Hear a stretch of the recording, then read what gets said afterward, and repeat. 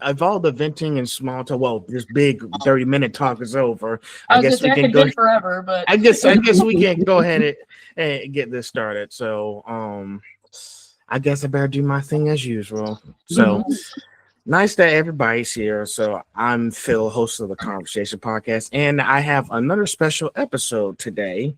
This is the Black Creators Panel, part one. This is going to be part one of a two-part series. So, I'm going to have everyone introduce themselves, and we'll get started from there. So, I guess, Bree, we can start with you first. Okay. Hello, my name is Brianna Gracie. I'm not sure what entirely you want me to say for the introduction, but I'm currently a teacher, but I love several aspects of creativity and celebrating that. So yeah. Destiny, you want to go next? Sure. Hello, I'm Destiny, or you can call me Ray, whichever works. I like doing cosplay, a lot of various forms of art. Recently been trying to do more commentary kind of stuff like this because it's really fun having these conversations and eye-opening and yeah, it helps you just grow as a person, learn and develop your skills, and yeah. There you go. Onyx. hey, yeah, my name is Onyx Nova or B. I am a cosplayer. I make YouTube videos. I prefer long form because I talk too much.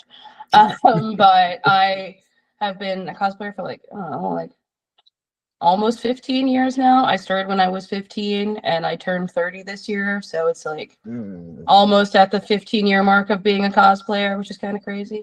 Because I feel like I've just now recently gotten like kind of okay at it. So. but yeah, no, it's yeah, that's basically it. All right. Laura, you want to go next? All right. Hi guys. My name is Lola. I am a cosplayer, and I love to collect Funko Pops.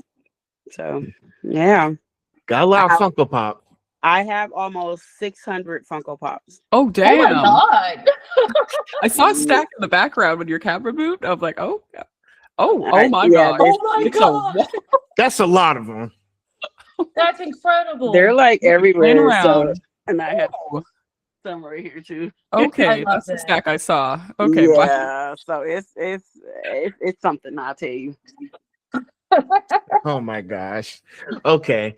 Well, now that we're doing introductions, let's start with a little bit of an icebreaker. I think you're going to enjoy this icebreaker. Now, imagine yourself going online and playing Marvel Rivals if y'all played that game before. So, pick a favorite black superhero you would pick. I would have to say Black Panther. Ooh. In the Marvel universe, I'm guessing, eh? Is Storm considered a black superhero? Yeah, she's on there. Yeah, she's on there. I like her, yeah. I didn't know well. versus how they're depicted depending on the game or anything like that. So, but I remember seeing her as a person of color in what I've seen her in.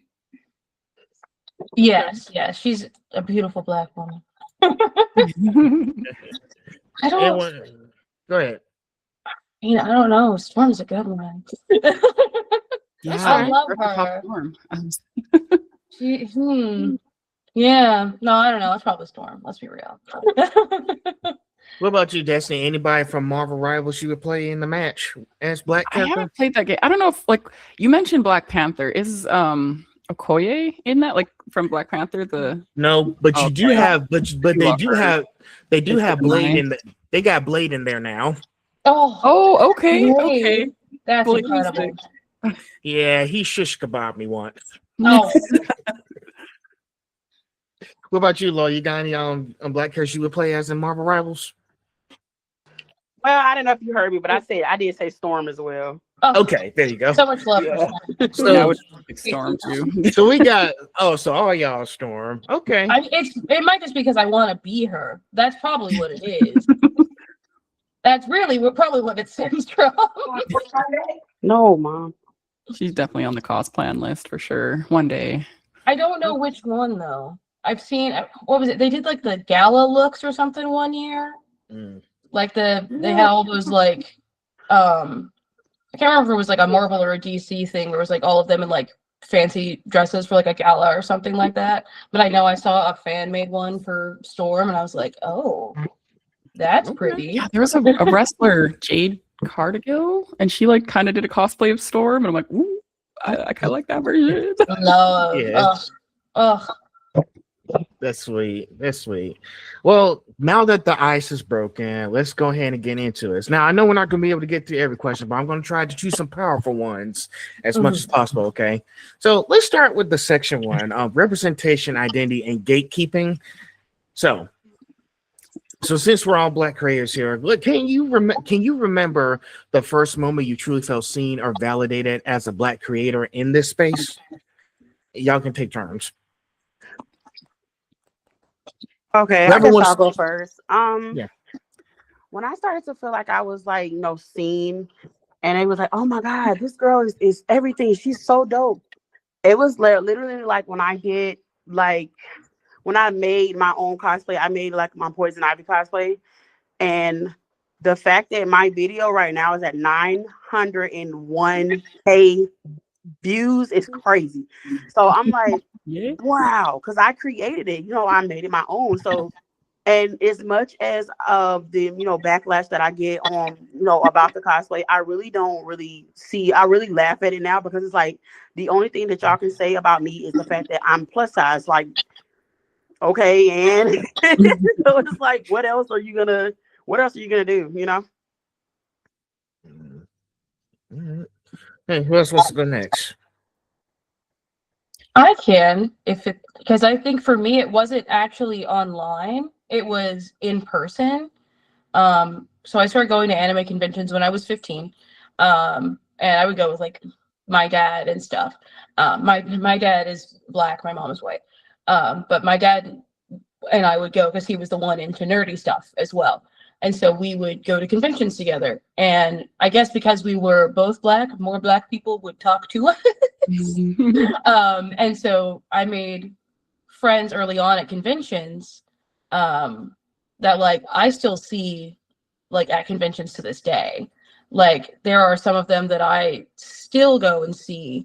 There's a convention in Tennessee I'm probably going to go to in like June or July or something like that, and they will be there, and I am looking forward to seeing them. But that was the first time I had felt like seen as a Black creator and not just someone who was like doing like not just a creator, not just a cosplayer, but like having other Black people be like, yeah, no, like you're cool, we want to hang out with you, we want to talk to you about it, and like befriend you over the years and like all that. It was very much like us together.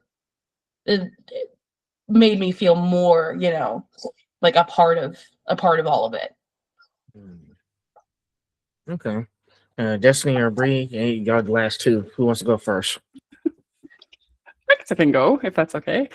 As I'm listening, you guys are kind of like opening my mind to more things. I'm like, I'm realizing more things. Because at first I was just going to say, well, being recognized as cosplayer is kind of like, I guess when people stopped just assigning me the Black characters was really nice, like when we were doing a group and like, other light-skinned cosplayers wanting you to cosplay whatever, and they don't care about your skin tone or whatever. Like that was definitely like, oh, okay, this is, and like going into cosplay, I had that toxic mentality, like, oh, I can only cosplay a character that I look like. So my first cosplay was Yodorichi from Bleach.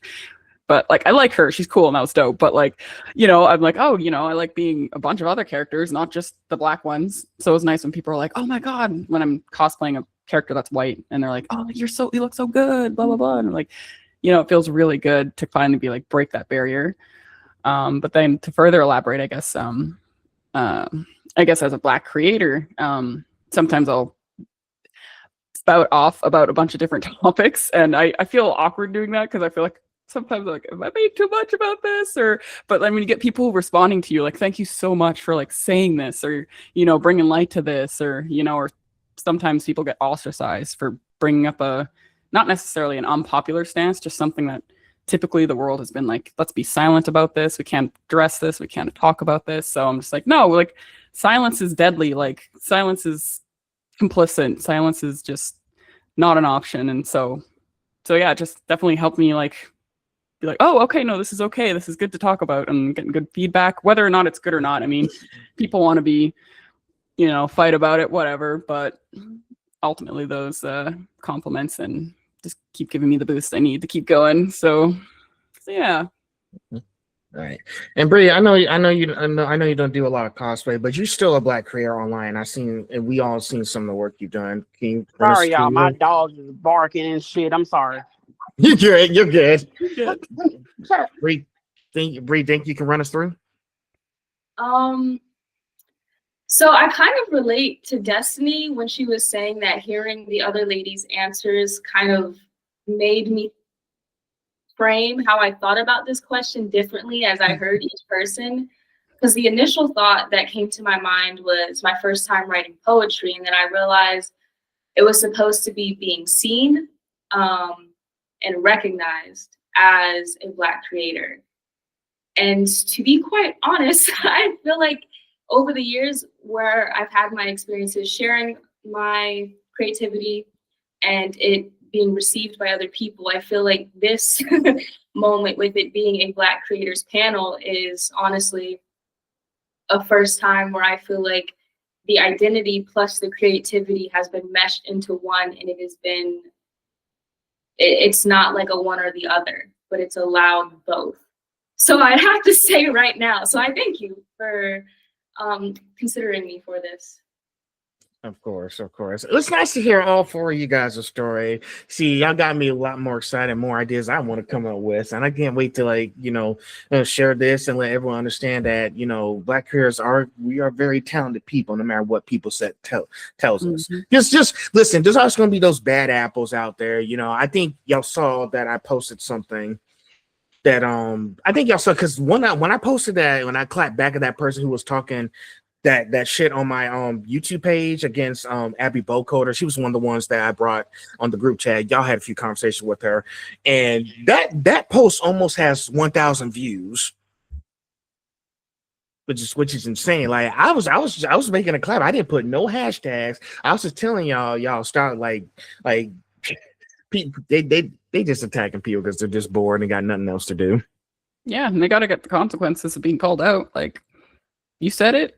Like, I honestly don't know why people do stuff like that, because you do know that everyone can see what you comment, right? And like, let it be like your family or your coworker or something like that. And because I know a lot of people, when they post stuff, I don't think they realize that their jobs can see what they post. So if you say something racist or fatphobic or homophobic, transphobic, xenophobic, they can see that. And then you'll be sitting there looking crazy, like, oh, well, I didn't know. I don't know. I mean, I didn't mean to. It was a mistake. No, it wasn't. Because guess what? My thumb slipped and the N-word came out. Sorry. Yeah. My babies out here. So I'm trying to get them to use the bathroom so they can come on, because I got to go. It's crazy. Hey. And this is why I have cats. I know they're sweet babies, They're sweet babies. It's just, I tell you, it's like, especially my little one, like he is all over the place. He be trying to go all behind the house, down the corner, around the creek. I be like, listen, if you don't get your ass back here, he's running to the store real quick if you need anything. I'm gonna run to the store with him in a minute. Oh Lord. Yeah. Well, but yeah. So yeah, I think we have like very amazing talent, and I think more people need to understand it, because even if people are still attacking us, like the old saying, when they go low, we go high. And then I'll be honest with you for a second. I'm tired of going high. I really am. Yeah. Like I'm all over it. And I think what pushed it over the edge for me of like I don't want to go high anymore was Squid Kids passing. When that all happened, when they took their life because of the bullying they were getting for being Black, it like hit a weird spot with me personally, because I am mixed. I'm half Black, half white. And especially when I was younger, right? And I was on Facebook more. I don't have a Facebook anymore. I got rid of that. I can't deal with that page. But when I was younger and I was on Facebook all the time, like before I had like really used like Instagram much or anything, I would like post cosplays on like cosplay groups on Facebook, right?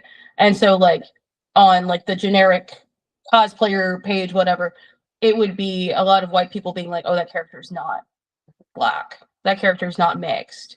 People also think I'm Hispanic a lot, or like Latina or something. So like I also get that like they're not Mexican. I was like, I'm not Mexican, so I don't know why you're saying that. Yeah, what are we talking about here? But then I joined an all Black cosplayer page, and I got bullied out of it because I wasn't Black enough. Colorism. Yeah. Now, mind you, this was like what, 2014. So it's been like well over a decade since that happened. But like, it was just like, I at the time did not really feel like I fit in anywhere. And that's why I leaned so heavily on the people that I would see at the anime conventions that I went to locally, because they were like the few Black people that I felt like actually saw me as a Black person who also wanted to cosplay. And they didn't, it was like you were saying, Destiny, they didn't care about if I was too light, too dark for a character. They didn't care about any of that. They were just like, oh, that's really cool what you did. We really liked seeing what you did. And it's just like, when they passed, it was just hard because I was like, you know, that was almost me. And people wouldn't have known about it like they knew with them due to like how the internet and social media is now and how much news spreads now more and all that. But like, after that, I was like, I don't want to go high anymore. I'm tired of being the better person because it's not helping us. It's not like we can't explain to these why people. every time you turn around, we have to not No. Oh no, that's No. and just not say anything. Why can't we stick up for ourselves and say what we need to say instead of somebody always, just ignore them. You know, they just want you to interact. Guess what? If you don't interact or you just allow people to walk all over you and call you fat or call you too dark skin or too light skin or too skinny, too fat, if you allow this type of stuff, then you'll fall for anything. So it's like you have to be able to stand up for yourself. And being a Black person, it's like that for real. It's hard. It's more harder for us than it is for any other any other race when it comes to cosplaying or content creation. So it's like I don't understand. I literally just dealt with a person on my threads, got mad of what I said, basically saying it is more harder for Black cosplayers when it comes to anime. When there is a certain character, they get so bent out of shape. You can't cosplay Orihime, she's not Black. You can't cosplay Hinata, she's not Black. Guess what? She's gonna be Black today. Yeah. Like you can't get mad.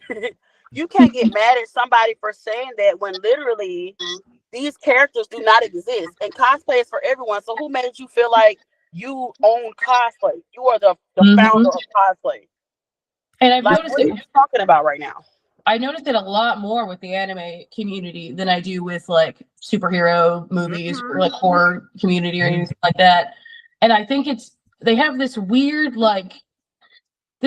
thing where it's fine when white people cosplay as Asian characters, but not when Black people do. But I think they forget that the anime characters are usually Japanese. Right. They're not white, like, they're Japanese. Unless it's like specifically stated like they're on a different planet or like in a different country. Like we can usually assume they are Japanese. Exactly. And I don't know why white people get the pass for being like, because like you said with like Hinata, I can't tell you how many white Hinatas I've seen at anime conventions. I cannot tell you. But I know there's been a lot over my last decade of going to anime conventions, right? And no one has ever been like, oh, nice Hinata cosplay, but she's not white. I've never heard anyone say anything like that. Oh, that's a constant thing. Oh, I love your and I love your Elizabeth cosplay, but she's not Black. And I literally got to the point where, excuse me my language, I literally got to the point where I start my videos like, shut your bitch ass up. Because why why do you feel like it is okay for you to sit here and try to tell me, oh, you can't cosplay Elizabeth because she's not white? And I'm sitting here like, guess what? No, she's not black. I'm sorry. Y'all said that she's not black, but guess what? She's not white. Yeah. Guess what? She doesn't exist. Yeah, that And too. then to turn around and try to tell me about my Simu cosplay that's sitting at 130K views right now. You sitting here trying to tell me, oh, well, Simu isn't this and Simu isn't that. She's not fat. And I'm just like, guess what? She black though. And you can't say nothing about my you can't say nothing about her not being black, because guess what? There are several of black anime characters, excluding Mr. Popo, because I don't even think he's not like, I'm talking about like us. Yeah. I'm not He talking don't. about, Mr. Popo don't count. he does not count. Exactly. And I wish people would stop doing that. I can't do it. He is a caricature at best. Mhm. A racist caricature at best. So, Yeah, but yeah, so that's people specifically told not to stand up for themselves, which irritates me even more. Like, Oh. so we're supposed to take this abuse and But no. boundaries being crossed, and like to kind of go back a bit to like not being nice or grace. Like, we don't owe grace in our comebacks or clapbacks, and there's quite a lot of Black creators I've followed now on Threads. Like, you guys might have heard of like Keandria, Uppity Negress, the Petty Auntie. Like, I love that. That's their brand. They're like, no, like you're gonna fuck with me, and you're gonna find out real fucking hard why that's like, not okay. yeah. And I'm here for that kind of activism right now, because being like being all nice about it isn't fucking moving mountains. Right like, here, Yeah, true. and then the people that are gonna like come at you for like clapping back, like, oh well, you're being nasty now, and it's like, shut the fuck up. Like, You're right. I am. Anyway. Yeah. Sorry. I think Bree has something to say. I was just gonna add that while I acknowledge I am not necessarily a part of the cosplay community, so there's nuances and probably events that have occurred over the years that I'm not aware of or versed to. It's interesting and in a way surprising, but also knowing our world to a degree not surprising that I can't remember who, but someone mentioned that these are fictional characters. And I know it's very different cultures, but if we think about even how Halloween is celebrated, something in America where people dress up and portray other people, you can portray anyone that you want to, regardless of race, gender, whatever. It's who you are choosing to dress up as and portray. And so it's interesting that the philosophy will carry over to this other practice and culture that, in that surface level way, at the least, is similar. You are portraying, someone else who you want to portray. I don't know. It's just a very interesting difference and kind of what's the word I'm looking for? Where things are like double standard or hypocrisy. Yeah. Yeah, good point. Well, like, 100%. Well, and I think a lot of it has to do, at least with cosplay, the popularity surge that it's had over the last like 5-6 years. Because basically, when COVID hit, a lot of people turned to TikTok, and a lot of cosplayers were on TikTok at the time. And so a lot of them were making content at the time. And so a lot of other people got into it. And so, which is good in general, like as a general thing, that's fine. But because it has so much popularity, like Megan Thee Stallion cosplays sometimes, like, and so we have celebrities doing it now instead of just like us in our houses dressing up and going to conventions. So I think it's reached that level of like, and I do think the bullying is a fad, but it's reached that level of being a popular fad that everyone feels like they have input on it, even if they don't do it. Like people watching like the Olympics or like a football game or something. It's very much like they're watching from the sidelines while yelling from the couch, but they can't even get in the club. They're not even doing it. Like they're not a part of it. And so it's like, it's Halloween, they don't think about it. For Halloween, they're just like, oh, well, yeah, we dress up. That's what we do on Halloween. But like this is what we do year round. This isn't just a one day out of the year thing. In fact, for Halloween, that's the day I take off. I dress slutty and that's it. Like I don't care. I'm going out to drink with friends, and I have a pair of cat ears that sits in my closet specifically for Halloween. Like that is what it's there for. I don't use them for anything else. And I have a black dress I wear with it, and it's a Mean Girls Halloween every year. But like, I think it's because it's different for people. It's a different, like, it's a different. They don't connect the dressing up of Halloween with the dressing up of cosplayers. And I do think it's because there are people who get paid for cosplaying, whether it's for brand deals or like they win a lot of contests or like whatever it is, right? There are people who do make a living off of this. So it's a job for some people, but it's like the constructive criticism that people give does not help anyone. It's like and it's not always about race either. I've seen it a lot with just like costumes that people make where it's like, oh, well, that's great, but it's actually this color. Or like it's actually this size. Like you made it too big. You made it too small. That's like you talk about the nitpickers. Oh my god. Yeah. The accuracy police. Yeah. And that's there. And they do it with. This is such a side note. Have you guys heard of Wig Guy? Wig Guy? That Yeah, sounds familiar. So, He is a guy who goes on. He's so weird. He's a guy who goes onto cosplayers' pages and tells them that they should just use their natural hair instead of a wig. It's so weird. That guy, he talked He's to my so creepy. the other day. He literally, like, I have gone off on him once or twice in my life, but he literally, like, will you stop it? My cats are being menaces. But he will like go on people's pages and like be like, I love your cosplay, but you should really do it with your natural hair. I would have like, well, how about you? Who asked? Well, yeah, exactly. Like, who asked? But also, like, ew. It's so weird. But like, there are so many people. Like, as many lovely people. For your preference. Yeah, well, like as many lovely people as there are in the cosplay community, of like as many wonderful friends I've made over the years. There's also this large group of people that I don't talk to. wow. I don't care about them. Not because, like, oh, I'm too good for that. They're just weird. They're nitpicky. They're rude. Nowadays, I've seen a trend of being like, she has to be AI. This girl has to be. This isn't real. Because AI is a thing.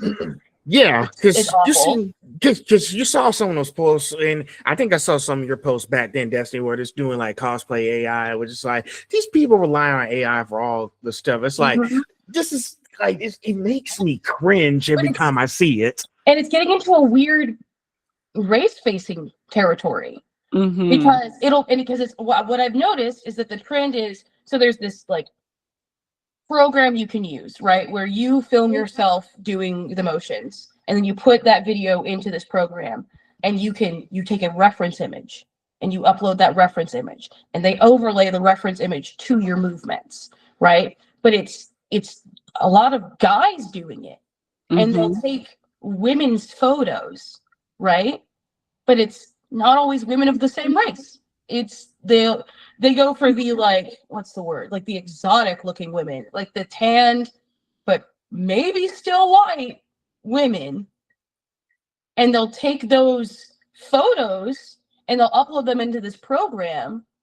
And there are whole pages dedicated to this, like these AI cosplayers but it's just dudes in their house dancing in their basement, and it's like, and then you get these incels commenting, like, "Oh, you look so good, baby," because they don't know it's fake. But a lot of it's just like photos of girls like taking selfies in mirrors and stuff, so you can't clock that it's fake. We're getting to the point where you can't tell that these aren't real women, which is getting into a weird territory too. But it's like they'll be different races on the same page. And I'm like, so you either think this is the same person doing blackface, or you think multiple people who look kind of similar are on the same page? Any research, like like it's so easy to kind of research and just go to the profile, look at it, and you could usually discern a couple things. Because one time I did get fooled. No, I'm really big into music. I like making music, and so my feed gives me a lot of that.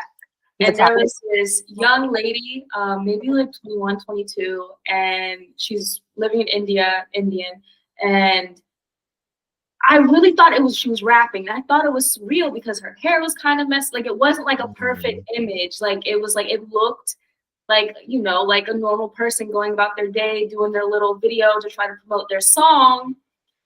And then I, you know, like the video keep on going. And then a few posts later, it's another person talking about how this girl's going viral and she's an AI artist. And I was like, oh, no. I'm been betrayed. Like, it's kind of crazy. Dude, I know AI music's getting bad too. Like AI generated music is having a very serious problem. And I don't know if you guys know this. I heard someone talking, I don't know if it's actively a feature right now or if it's like we're going to release this down the line or whatever. But apparently on Spotify, they are making, because they've had this feature for a while that's like the DJ that they keep bringing up. And so the way the DJ would work would be like, oh, here's a song we'll think you like. And then if you do, great. If not, it tries to recommend you another one. But now they're doing a thing where it's like, I could just be like, I want to hear Frank Sinatra sing like a Fetty Wap song. And then you type that in and it like tries to fuse the two of them together and like make the song happen. Oh. And I don't know if that's actively a thing, but yeah, no. And it's terrible because now all of these artists are going to have their voices on songs that they didn't have a part in. I don't know if it was through Spotify, but I've seen that. I think actually a couple years ago, actually, like a YouTuber like PewDiePie, and they made him sing a song that he didn't just because his voice is out there. And I was like, that's and that's the thing. That's been a thing for a hot minute because before AI, it was all deep fakes. Yeah. And so like there are programs that can deep fake voices where essentially you feed it the way I've kind of figured out that they work, and I'm assuming this is how it works with the music one as well, but they take, like for example PewDiePie, because he has so many videos, they take the videos, feed them in, and it looks for like keywords like generic be, is, and then like other words that get used a lot and like the sounds that those words make, and you feed it in, and so it like generates the voice. Because people were trying to do, like before we knew how bad generative AI was for the environment, they were trying to be all like, oh, we have generative AI voices, but the people have consented to being the voices, which I feel like gets into a weird, dangerous territory. But it's essentially like AI voice acting. So it's like you pay the person to use their voice, but you're not having them actively record it. I think Amazon's trying to do shit like that. They're trying to do the AI dubbing again, and it's like that. Stop. Yeah, Brianna, there was a lovely anime redub of a very serious anime that was like, no, stop, don't. Because it was AI. Yeah. And there's like a scene where someone like he was like dying actively in front of this other person. And they were like, no, it's okay. Don't do it. You'll be fine. And they got called out for it because it's AI. And they were like, oh, we're so sorry. We'll remove that. No, they're bringing it back. Yeah, they're trying to that's insane. And, you know, I try to keep an eye out for all kinds of AI stuff, you know, because when they did Marvel Studios' Secret Invasion MCU, they did that intro in AI. I was like, what the hell is this? The Olympics had an AI intro. They had this. It was a small, I don't know if it's like a transition video or like what, but it was used, and it looks like a skier in like the jumpsuit kind of thing, and then she like jumps through the Olympic rings and comes out the other side wearing like some sort of, I don't remember what country's garment it was. I'll be very honest with you. I saw that it was AI and I half watched it, but she jumps through the ring and she's wearing like the traditional garments of some country, right? But it's clearly AI generated. It's like so clearly AI. I'm like, you could have just paid someone to do this. You could have gotten people in that country to animate this for free, so their shit could have been on the Olympics. Yeah. Because they would have done it. Are you kidding me? Mm-hmm. If they had just been like, hi, we would like a fan-made little thing for the Olympics. You guys submit your videos. This is kind of what we want it to be like. They would have had thousands of submissions. Mm-hmm. Thousands. It could have been really cool. But instead, it's lame. Instead, it looks stupid. Oh, I hate it. And it just makes me not want to be a part of it. If I see anything's AI, I'm like, I'm not buying that product. I'm not watching that thing. I'm not doing anything. Unsubscribe, unfollow, buy, block. Just boycott. All we can do is just keep calling them out, tell them like, hey, this is what they're doing. They can't be using it because some people rely on AI these days, and it's becoming a constant thing. But us ourselves, sure, we use AI sometimes, but only if it's like certain stuff, but not to replace anybody because we don't want to replace our voices, etc. Music, anything that they can get their hands on. We just can't allow that. We just can't.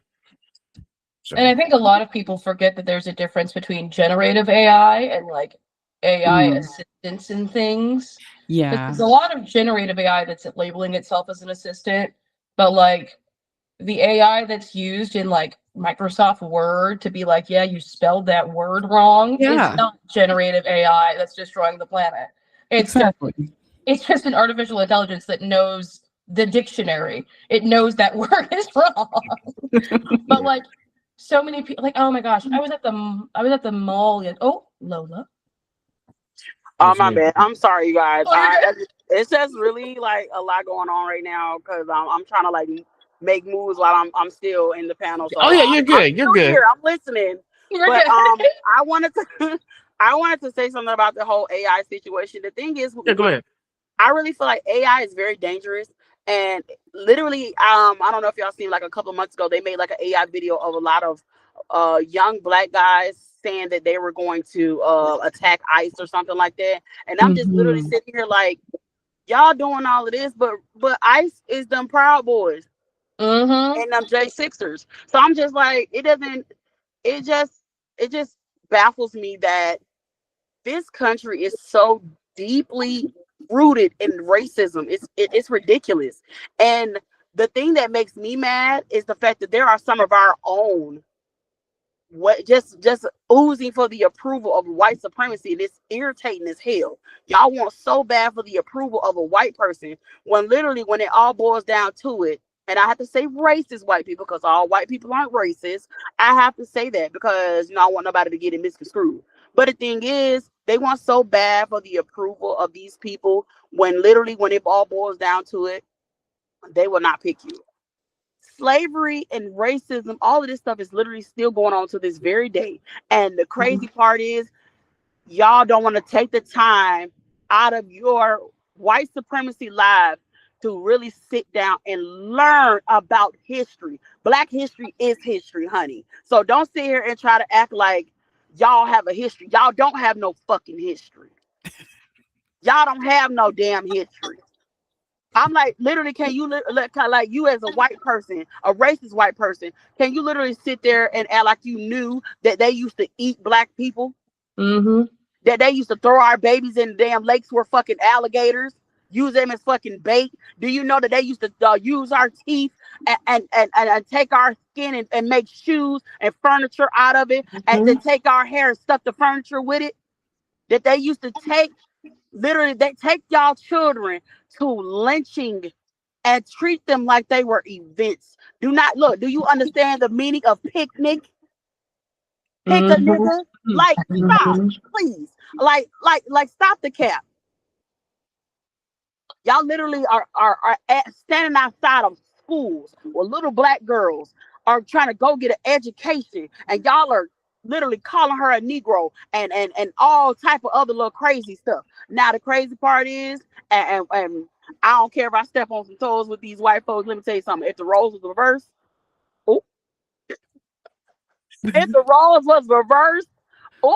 because that's what they're worried about. Yeah, they are. Y'all would not last in them cotton fields. Y'all wouldn't last because y'all can't even be out in the sun too damn long. You gonna burn to a damn crisp. But that's what they're worried about. The ones that are really racist, they're worried that because we fight for equality, they're worried that we're gonna make them, they instead of them being up top and us being here and we just want to hear, they think it's gonna shift. And they are afraid of that. The old ones anyway. Yeah. And it's just like, and I think that's why we have so much like digital blackface happening right now. And like, that's sad. Well, because you were talking about those boys, and that made me think of this post I saw. It was these two white boys trying to like do gang signs or something. I don't know. They were looking stupid, but they put it into like ChatGPT, and it said, "Make us into black men," and it did. It in the name of Jesus. Like the outfits were the same. I think it maybe added like a chain or something, but like it like I was like, okay, but like I don't remember their exact prompt, but they put it in, and it was the same image, but it made them black. And likewise, there's a lot of. I had an ad on a game, like I was playing a game on my phone and got an ad, and it was. Y'all are okay. Erase the clothes off a girl. I saw that. If that's what you're talking about. No. I saw one that was like, you know, those apps that are like, you can borrow up to whatever amount of money, right? Like those kind of ads. Mm-hmm. It was an AI generated one of a black woman in a kitchen. Now, mind you, she looked fine. She looked normal. Like they didn't like characterize her, but like she was there and she was like cooking, and that's what clocked it for me was there was nothing in that pan. But like she was, and her skin looked weird. But she was like, she had the stereotypical black scent and was like, do you know how hard it is to feed a family of 12? And I was like, a guy working on it right now. What? I was like, and it was just so like, and then whatever the app was, being like, I borrowed X amount of money until payday to feed my family. But it was so racist. But if you just, because I didn't watch it with sound the first time, because I usually don't have sound on my phone if I'm playing a game, because I don't need all the little bling, like I don't like that. But like the next time it came up, I turned the sound on and I was like, no, this is just racist. Like that, you could have hired a black actress to go and do this. You could have gotten a black influencer to film this in her kitchen, and right, or maybe not even a black person, because that it like no, it doesn't have to be a black person. Black people are poor, like the script would not have fly. But like, you could have just hired someone to be like, hey, but they wanted to be racist with it. Mm-hmm.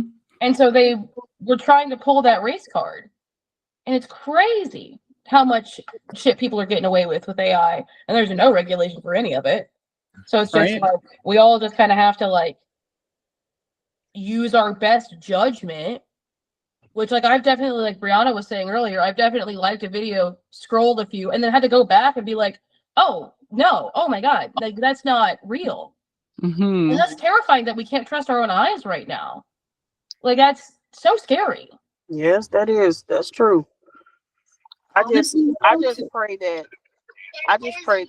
you know, people start to realize and understand that this stuff is dangerous. All of this stuff is dangerous. I'm just looking at Twitter with the Rock undress her, and they're doing it on children. Yeah, it was terrifying. Disgusting. And it was accurate. Like not accurate to the kid, but like it was an accurate, image. And that's the disgusting part. But also I think Brianna. I said using like the best judgment, and it made me think about a thought that I've been having throughout this conversation as it relates to all of us individually are creators of some right. I'm curious thoughts in regards to how we think that will change how people show up to their creativity in the digital sphere, with knowing that, we agreed to these terms of these apps. Like, well, it already is changing. I'm battling with that myself. Like showing up to my Instagram every day is. I'm seeing a lot of people abstain from uploading artwork and stuff instead. Or, what do you do? Yeah, I have a friend who has a pretty big following on Twitter for her art, and which is why she's still on there. It's just because she has, there are still a lot of people on there who follow her, so she's like, well, shit. But they've had to start uploading Like their watermark? artwork as like either a GIF or as there's like a trend apparently right now where you can split it into 4 images. And then when you when you're scrolling, it's just like 4 random, like the box is on our screen right now, 4 random images. But then you click it, you open it, and it's the full image, but it's spaced with the little blue in between for like spacing it out. Because now they let you do like long images, so people are using that to their advantage to like show the art without it being one image that can be stolen from. Because now there's huge, the bars in between from the spacing of the images. But it's like people are already doing it. Because I mean, there are people using generative AI to write stories. There are people who are using it. I met this guy at the mall yesterday because I was gonna go bug a friend, and he was talking to my friend because she was at work, and he was like, we were talking and it was great, and he got weird because he was a white guy, and I was like, I knew I shouldn't have trusted you, but he like that was my first mistake. But he was talking and he was like, I don't remember how he brought up Brazil. I don't remember how he brought it up. I'll be honest, I was only half listening. I'll be real with you. I was just waiting for him to walk away from my friend so I could talk to her real quick. But she was at work, so it's not like I could just be like, come over here. But he was like, I always wonder what it would be like if I was born Brazilian. And I was like, this is going to go in a weird direction. Yeah. I'm not a fan of where this is headed. And he's like, I use my chatbots, plural. First off, let's start there. But he was like, I use my chatbots to come up with ideas. And then I'm like, tell me what this would be like if I was Japanese or German. And I'm like, that's so weird. What's this is normal. I just met you and this is a normal conversation for you to have? The hell? The hell? That was the most blackest reaction. Everyone just was like, well, I literally had to I think I froze in public. I think I just like .exe is not responding. Like I was like, out. I was like, what? Because I was just like, this is a real man in front of me right now. Because at first I didn't say anything because he was like, he was in a wheelchair and it was clear that he had to use a wheelchair. He was not like an ambulatory wheelchair user, right? And so he was saying, so I remember because the only reason it stuck with me is because he was saying oh, the Brazilians know how to party. They love to dance. We should all dance more. And I was like, I mean, yeah, if you can, absolutely go for it. No one's stopping you from hitting the dance floor, by all means. And I thought it was maybe he felt like he couldn't because of being in a wheelchair. So at first I was like, I'll listen to what you have to say. I'll see where this goes. But then it turned into the weird, I wish I was Brazilian. I wish I knew what it was like to be Japanese. And I was like, this feels like an inherently white experience that I cannot connect to you with on any level. That's not for, no, I cannot. That's not for me. Because I've never once, I've always wondered what it would be like if I, if I grew up and I went to a German school, that might be interesting. How would history be taught differently if I went to a school like that? If I went to a school that was in Egypt, how would I learn about the world differently? I just like to know that angle from people of what, because I don't know if you know this, but most American schools teach about World War II as if, America was this big great hero that came in, saved the day, whereas as if we didn't know it was happening. Whereas what actually happened is that America knew World War II was happening from jump and just was like, we don't really want to be a part of this. We don't really want any part of this. And then they finally, after 2 years, were like, I guess we can help. And so they came in at the very end of the war anyway. The war was already wrapping up. Yeah, I heard they didn't actually know exactly what was going on too in regards to the the huge racism and stuff, the huge acts. I don't want to graphic with that, but yeah. No, yeah. There were things happening that people don't want to talk about. People like to act that Alligator Alcatraz is the first time that's ever happened on American soil. It's not. People just don't know their history. Kind of go back to what Lola was saying, but still kind of on this topic of people trying to pretend racism isn't a thing, or it's just on threads, people will be like, oh, you guys are just, perpetuating it. You're just being a victim, victim complex and all that. You're dragging it. You're dragging it. Can you just get over it? No, sweetheart. Yeah. you can't Or they sit act here like us and look, they talking are the about it. number one. White people are the number one people to play victim. Mhm. All that time, y'all sitting there doing all that. Y'all could have been there and read up a little bit and say, "Oh, now I know. Now I see why black people are like this." But the white people that literally took the time to sit down and read and researched and used Google because Google is free. Yeah, it's They would know how we feel, and they would know why we feel like every time you turn around, it's always something. Literally, Because y'all, it is. y'all are following a man who's racist, who's been openly racist. This just ridiculous. and even the ones who aren't being actively racist can still be problematic. Like I'm Exactly, you're seeing the trend of, condoning it. yeah, they're just like talking back to, or just like, yeah, anything to like say that, oh, it's all in our head, we're just perpetuating this divide in humanity. Like I've been seeing it so much on threads, and even I got this from someone in my life who was white. Like she's just like, oh, you're just, you're just online too much, you're feeding into this media, because I was pointing out how like white people will only know the names of Renee Good and Alex instead of Keith and all the other names. Like, it's just like that's something to look at, that's something to point out. And she's like, no, it's just a divine tactic and blah blah blah, and trying to like insinuate that. Yeah, go ahead, Bill, if that's okay. Yeah, and I like how you said that, because when I saw what happened, there was this one dude on threads as I was watching Tizzy Ant's video saying like, this person who thinks this is funny, they let Grok put Renee Good naked and dead in the car, and I was like, it's the race to the bottom with you guys, and you belong with all the bottom feeders down there. Insane.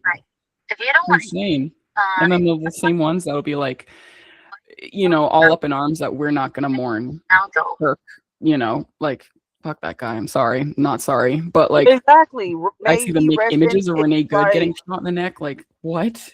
Like, may he rest in peace. Like, I don't care. I said the same thing. I literally made a video about that guy, Joey Swole, who made the video about Hulk Hogan. And he wanted to get online and say he wanted to apologize. I said nope. No, I don't want to hear that. No. You knew what you were saying, and it irritates me that you call it the blacks. I hate that. I'm sorry. Like, that you can still say African American. You can say that. You're saying the blacks like we ain't nobody. You know what I'm saying? And child, like, y'all came from the Caucasus Mountains, child. And then nobody know nothing about y'all. Oh, y'all hate us so much. But y'all try to go get your butt like us. Y'all hate us. Y'all want y'all lips like us.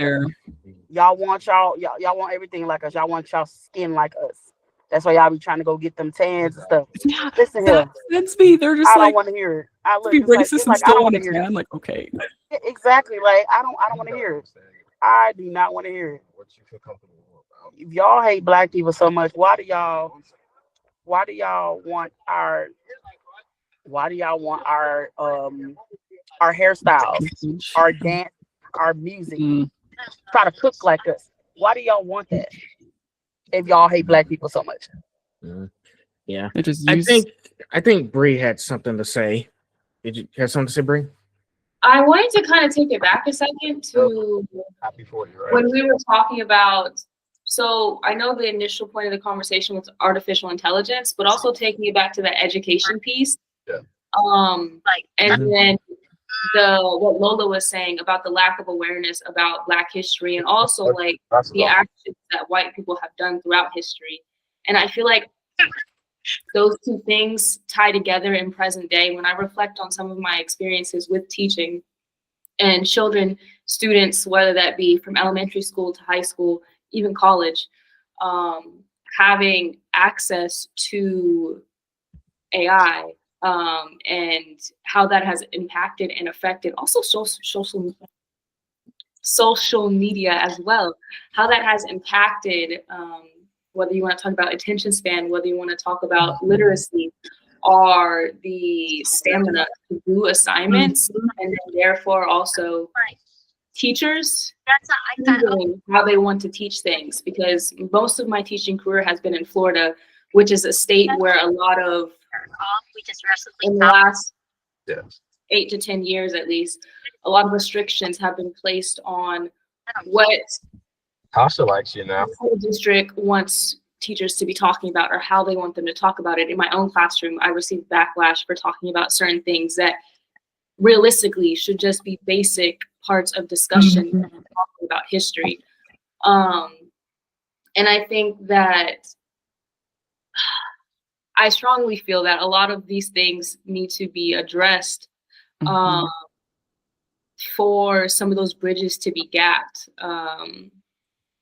When it comes to the history that we're teaching and how we're teaching it, or how in depth we're going, whatever is age appropriate for that age, obviously.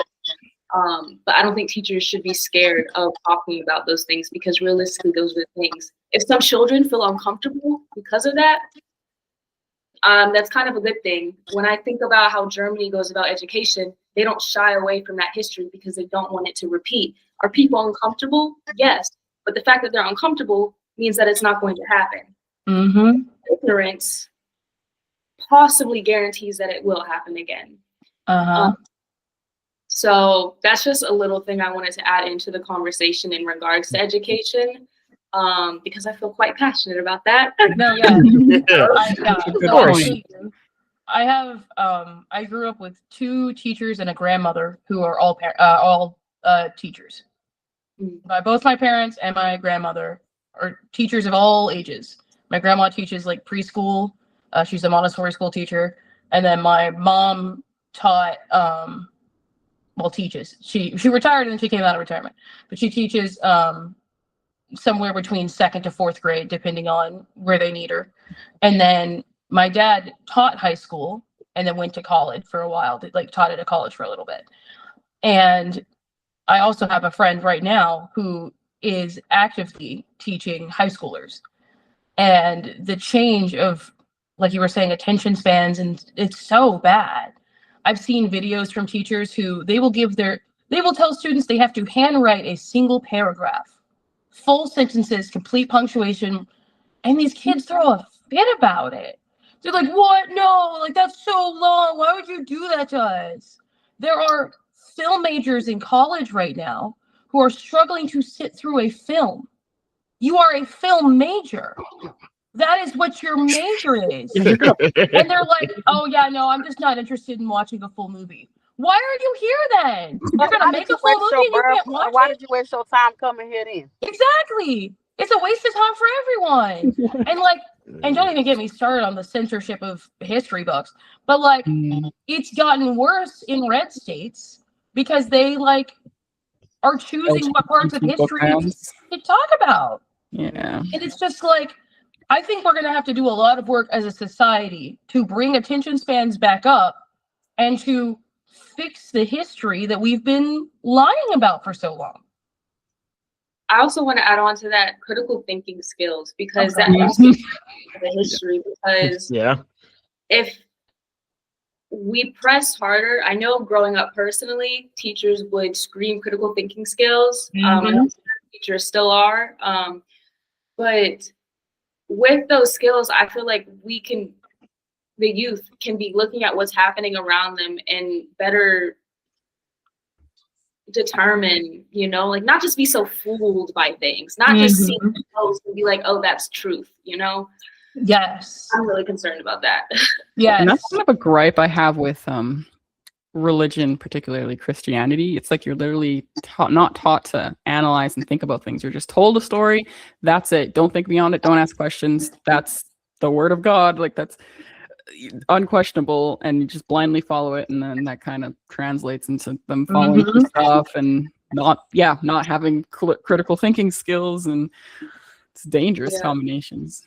I remember my first time as a child, because I grew up in a family who went to church every Sunday. My parents got married in the church, and my first time being in the adult sermon after being in the youth whatever group that we would leave the adults to join, And I remember the pastor, like, because, you know, as a child, you're told, oh, God is all loving, God is this, God is that, God accepts all people, blah, blah, blah, you know, all the good stuff. And then he was telling me how, or not telling me, but the group of people, oh, if you do this, you're going to hell. If you do that, you're going to hell. And I was just like, Yeah, hold up. Like, Hold up. that's a lot. I told for the past 8 years, like, it threw me for a loop, and I was so confused why there was such a contradiction. I didn't have the word for that at the time, but you're Yeah, not allowed to see, question it. You can't question it. I think. Because if you question it, then you're going to hell. That's not allowed. No questions.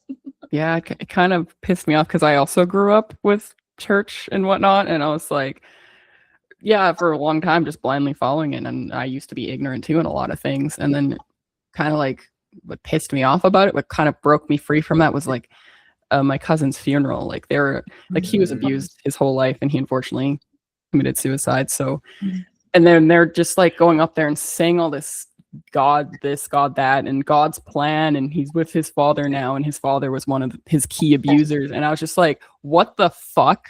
Yeah. Like, that made me mad. So I'm like, I guess people can be like, you know, wholesome and like with spirituality and all that, but like just most of it, you just see that stuff and you're like, what? Like it just icked me out. I don't. Sometimes that's what I don't understand. Because I mean, I'm a Christian, but I believe in God. But guess, I damn sure ain't them Christians that like how these motherfuckers is. What? Yeah, Huh? Yeah. like you could be good with it. Like but what do you not- what do you mean when God says come as you are? Why do you turn up your face when I walk up in here with a mini skirt on and a halter top? God says come as you are. If I walk up in here with my girlfriend, I'm not, you know, not getting her, but I'm just, you know, I'm just talking, you know, and it's just like, but you say come as you are, and then and how suddenly, can you as a woman literally be against abortions, but will literally always be willing to let a motherfucker fuck you raw? True. You know, it's nice that you. I guess Y'all be having about 5-6 churn. I don't understand. And then here y'all go with this well, I don't know why they get this image of us like we the only recipients on SNAP benefits and the government assistance when y'all are the number one. Y'all are the number one recipients of government assistance. But then y'all get online and have these bird brain ass takes, and then y'all end up losing y'all jobs. So now you gonna have to be the one standing in that line over there trying to get the food stamps. Yeah. So miss me with all of that. Miss me with all that. I don't understand that type of that type of BS rhetoric that they be spewing, and it's like y'all have to understand if the country would come together as one. Literally, even the coons get it together and realize what's going on. If they get it together, we can go against this man in this White House, and they don't understand it. If we, as a country, come as one, then there is nothing that they can do to stop going to these stop going to buy all these high ass purses and all that BS, all that Michael Kors and carrying on. Stop going to shop for Black Friday. Do y'all know that Black Friday they sold slaves? Like stop that, please. Like just stop. I think the sense outweighs the insanity. Why are y'all still supporting this BS, openly knowing that they sold slaves on Black Friday? Why are y'all still giving y'all money to that?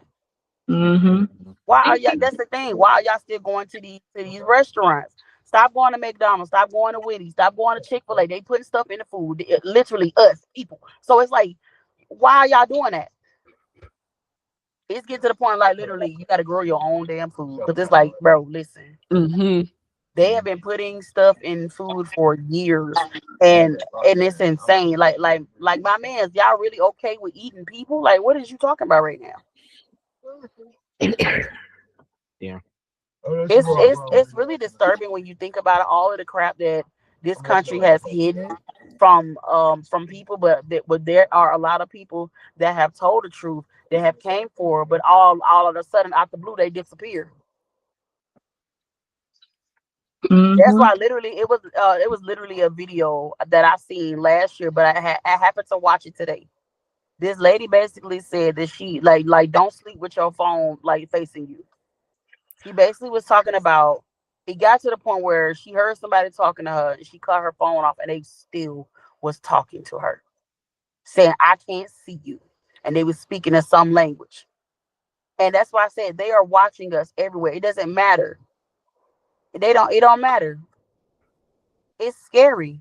This world is so scary. It's a nightmare. It is a horror film. Even with all these movies, bro, those are training videos. You're literally putting all this stuff in our face when we go see these movies, and then they want to have so much to say about about anime being so political. We knew what anime they was talking about too. Yeah, they were talking about one. Yeah, they were talking about one. And you know, like I said, I think y'all know about Tony Weaver Jr. He's been posting a lot of stuff. Oh yeah, that's my dog. I met him. He is so cool. Oh, Bree says she doesn't know. Please inform me. I'm not online all the time. Oh no, so. He's a content creator. He's from Atlanta. He actually lives here because I live in Atlanta. So he's from Atlanta. He's a content creator. He has like a really dope book.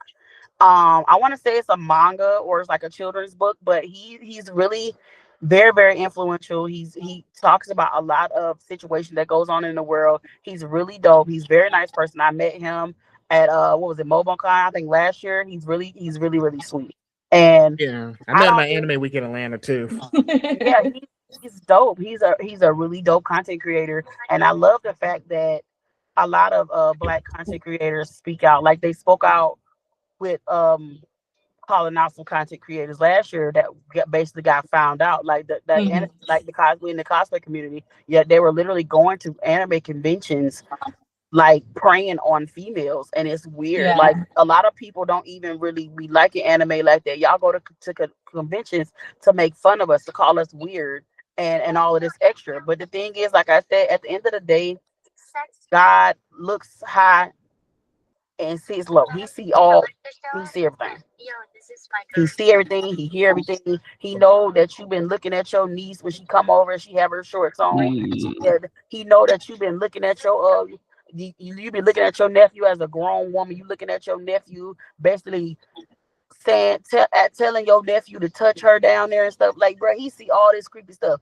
God didn't put these people. Y'all are not saying y'all was born to be pedophiles and child molesters and stuff. Somebody did something to y'all, and then y'all just continue to feel like it was okay to do to other people. And I will say it is a children's book that Tony Weaver Jr. wrote. It's about it's like it has a weird, I think it's just called Weirdo, but it's him explaining how he was trying to find his community as a Black nerd as a kid, and he wrote it for other kids who may not feel like they have their community. But it got really popular for a while. I think it was on the bestsellers list for a little bit. But he talks about a lot of it's a cute book, but he talks a lot about specifically issues that happen in nerd spaces, but he will branch out to other categories, like what happened with the AI generated White House video and stuff like that. He'll talk about things like that too. He just will mainly stick to the nerd zone as much as possible. Right. And I mainly feel like, he does stick to, talking about, nerd spaces and stuff, because I don't know how long y'all have been into anime and comics and stuff, but I have been into anime and stuff since I was a kid. And back in the day, like when you be in school, like I didn't Naruto run down the hallway or nothing, but I dabbled in some stuff, So like it makes me laugh that mainly white people are the ones that are picking at us about anime when I'm like, you're not even Japanese. Like, I'm sorry, what? And you're sitting here trying to tell someone about, you ain't no real anime fan if you don't watch sub and gatekeeping. First of all, there are so many things that the sub watchers are missing from not watching it in English. And I'm gonna say this: I'm old. I am 36 years old, and guess what, baby? My eyes getting tired. So guess what? I'm gonna watch it in English. Thank you. I like how you said that, because I had an interview with the I had an interview with another person yesterday. It was another voice actor. I was venting really because there were so many instances where people were just attacking the voice actors for all the hard work done. Because if y'all remember that situation when they did Gachiakata, they attacked Zeno Robinson because he's saying, "Oh, you're not black enough for this character." I was like, "Where is this coming from?" And it's like, I was telling them like, "Hey, I don't care who's voicing the character because it's like as long as the show is good, I'm gonna watch it. I don't care who it is." And it's like people get into all of these fandoms and they got all kinds of stuff to say. Like they just do it for attention. And as me and Destiny had a conversation when we were having that discussion back in season 1 of this podcast about blackface, where there was some situation with Halle Berry as Ariel from the Little Mermaid, and you said yourself that Sebastian the Crab he has a Caribbean accent, which is actually necessary. if you remember that at Destiny. Yeah. That people were just like, of course, coming at the black actress, but it's just like if the Crab has a Caribbean accent, it's safe to assume it's in the Caribbean, so having a black mermaid makes more sense. Like, I don't know. Like, that's what I'm saying. Like, why is this eating y'all up so bad? Like that stupid girl that made the video about what's the character's name? Astrid. Like, Astrid. Astrid. She was mad. She got what the fuck? Girl, first of all, I think it's a control thing on their part because it's happened with Ariel being black, Astrid from How to Train Your Dragon being black, and then Annabeth. One Piece. One Piece. But I was gonna say Annabeth from Percy Jackson. Yeah, they made her black as well. And every single time one of these characters is made black, they're like, "Well, you're taking." Like, I remember someone saying that Halle being Ariel was taking representation away from white redhead girls. And I was like, first off, the animated movie's still there. Yeah. Merida exists, so let's not act like she's the only redhead that y'all have. But it's the fact that they are so. I do mean this in a generalized sense because obviously people like in themselves can be different. But on the whole, it seems like a lot of white people, whether they realize it or not, have this need to be the center of attention. They cannot handle when they are not the main character in something. Yeah. And so I genuinely believe that's why a lot of them, circling back to that character isn't black. I think that's why they get so mad when black people cosplay non-black characters. It's because in their head, like if I go ahead, let's say I cosplay like, I don't know, if I cosplay Miles Morales, people will probably be like, "Oh, cool, whatever, Jennifer Miles Morales, sweet." Yeah. But if I go and I'm like, "Yeah, I want to be Snow White," they're gonna be like, "Well, yeah, but she's like white though. Like that's the whole like she has to be white. Like that shit. Like it's them seeing themselves in that character. It's them seeing themselves in Naruto as a little white boy. It's them seeing themselves in Luffy, in Nami from One Piece. They're like, oh well, you can't make those characters black though, because that's not how they're self-inserting into those characters. And that's like, you get the privilege of having the white characters, whereas we don't. So it's like, imagine how it feels. With One Piece, like Phil was saying, Vivi is the character that they changed to be a person of color. Mm-hmm. And that makes sense because Vivi's in the damn desert. in the anime, she is paper white folks in the desert. She is paper white in the anime. Is it like some white folks in the desert? Yeah, no, like she looks sickly in the anime. And so they made her brown because she's in the desert. It's like, bro, like, it's like, it blows my mind that people are mad about that. Because it gets to a point, and that shows how much racism is even in the anime community. It shows how much, bro. Why do you care? Why do you care that I am cosplaying Boa Hancock? Why do you care that I'm cosplaying Nami? These women in these animes are not white. They actually don't exist. It's all control. It's all control. Bro. My petty ass low-key wants to like specifically cosplay characters that upset white people. That's what this is right now. her name is Catherine from the video game Catherine, and she's a skinny white blonde bitch. That's what she is. Her whole thing is that she's a bimbo. She's stupid and she's flirty. That's her whole thing. Her whole job is to be hot and dumb. That's all she does. She's stupid as hell. And actually, she's pretty smart. She knows what she's doing. But she's like, I don't know what you're talking about. That's her whole bit. Do you know how much white men hate when I'm her? Well, white women more so than white men. But like, it's a fun little like. Are okay with it. But like, so that's neither here nor there. I was gonna say, if y'all remember, Captain America: Brave New World came out 1 year ago, and I actually enjoyed the movie because but the thing is, people were just disappointed because Steve Rogers wasn't back as Captain America. I said they were just complaining that they was just complaining Steve Rogers wasn't there, and I was like, y'all, come on now, like he gave Sam Wilson the shield for a reason. Yes. Listen, if you pay attention to the context of Avengers Endgame, he said, I finally get to put down my shield because I've earned that. Like he Steve Rogers throughout the Infinity Saga, he was on a mission. And he did earn it.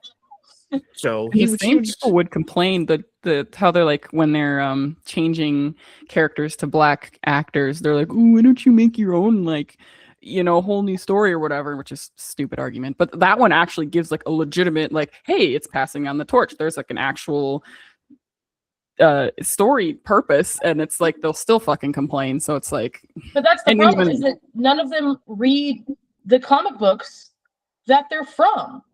So they don't know that already happened. These aren't new. Or when they do make a black happening. Show or like a brand new show, they'll still complain and be like, propaganda, agenda. It's like, I remember like when Chadwick Boseman passed, and then so obviously Shuri now became new Black Panther. They were like, "Oh, you can't have a female Black Panther. It doesn't make sense." There have been 3 female Black Panthers. There have been 3. Because it was like his grandmother, his mother, then him, and then Shuri, I believe is how it breaks down. Like she was not the first one, but none of them read the stuff that it comes from. And I have a friend period would be an accurate statement too. Sorry. Yes, but like okay, I have a personal gripe with the new Wuthering Heights movie that is coming out because it's a love story. That's all. So Wuthering Heights, the problem is that the main man is supposed to be Black. He is supposed to be a man of color. And the man that's in love with the main woman is supposed to be a white guy who's like in love. So it's supposed to be like not unrequited, but like an illicit love. It's not supposed to happen. So the fact that it's 2 white people and they made her love interest that's like in love with her, but she's not in love with Brown, that pisses me off. Because it's part of his character. It's part of who he is in the story of like, I don't like, we're not supposed to be together. And it's not just like some Romeo and Juliet thing of like, oh, well, our families don't get along or something. It's literally a race thing. And they removed it from the story. Pisses me off. Yeah, like I noticed when you see like them make choices, who they're casting the colored or the people of color as, like what was someone pointing out the other day on Threads? I think it was like they're saying like colorblind casting. So like a Cinderella movie, like the parents were white and black and the son was Asian, and then like comparing to Bridgerton where they do have a lot of people of color, and like but then sometimes it's still like the darker people are like the servants and not necessarily like the main cat, like. No, Brianna's right. The original, the original Cinderella. Okay, yeah. We didn't deserve. We didn't know what we had. Yeah, Brianna was talking about the original, the Brandy was talking about, right, Brianna? Brandy? Yeah, that's the only Cinderella in my heart. I don't know what you're talking about. But no, they do it on purpose. It's all like, I think like, okay, I don't know if you guys remember the Sydney Sweeney ad that was the denim jean ad. I don't know. Don't Don't even get me started with that, But, okay? Yeah. well, so here's the thing. I learned that was not the first time that ad's been done in America. Wasn't the first, wait, okay. So I think the movements that she did was inspired by, it was something where it was a very young model doing it, and the model was also not a fan of her doing that because of the circumstance in which I'm butchering this story, but the circumstance in which the age and the poses and the platform. Well, so the poses, yes, but the actual like, I have great genes, racist part of it that happened in like the 90s. But the ad was laid out differently because it was the 90s. So she was the girl next door. I don't remember who the actress or model was in that. But she's like, instead of it being Sydney Sweeney on the ground, it was this girl like jumping into a pair of jeans, right? But it's the same ideology of like, oh, well, genes are passed down from from parents to children, and like talking about the genealogy and then being like, I have great genes, right? And it's always been kind of a dog whistle-y ad even then. But like, back if you had just seen that one, you would have been like, oh, that's cute, that's quirky, doesn't necessarily seem racist, like just out of like out of context. It's like, oh, okay, yeah, we all in our own families being like, what? Ooh, can we get away with this now? Like it feels like they're just like bringing it back. Yeah, well, they are, because, and I think that's why they made it, because Sydney Sweeney is known for, like, she's extremely sexualized in the media that she does. And I saw she did that boxing movie about the female boxer. I think that's the only one where she wasn't sexualized. Yes, and that's why it tanked. Oh, okay. Oh, it's because it was she was playing. I think it was about a queer woman. Yeah, and she was not sexy. Not to pick that one. Because Like, let's be real. Straight. Oh yeah, no, but let's be real. If she had just been a lesbian but was still hot, they'd be fine with it. They wouldn't have cared. Like if that's what happened, they'd be like, "Oh, that's hot," because that's how they are. But no, she's overly sexualized, and she knows that. So that's why that ad was all like sexy. That's why she was like laying down, putting it on, like shirt unbuttoned. You know, like it was on purpose. It was on purpose. Yeah. Because for the men who saw it, they're like, "Oh, Sydney Sweeney, she's hot." And for the white women who saw it, it's like, "Oh, I wish I looked like Sydney Sweeney," right? But then like everyone else was like, "Are you listening to what she's saying though?" And the word choice, they could have wrote jeans like JEANS, but they put jeans. They knew what they did. They know exactly what they did. Yeah, exactly. I actually didn't know that they wrote the actual GENES. That's crazy. On like the printed ad, it says like, "I have great genes." That's double down on it. This whole time I thought it was a play on words. Still offensive. But in the original one, it is. But yeah, they knew it. It was deliberate. They did it on purpose. Yeah, it had to be intentional. I was like, this seems intentional, doesn't it? It has to be. It is. So 100%. White supremacy. I'm curious how many people are going to actually tune. Like, I'm sure right now, if you were to ask how many people are going to tune into Euphoria, a lot of people would be like, no. But like once it actually drops, I don't know. I have watched both seasons. I don't have as much interest in it at the moment, but there's also so many other people. But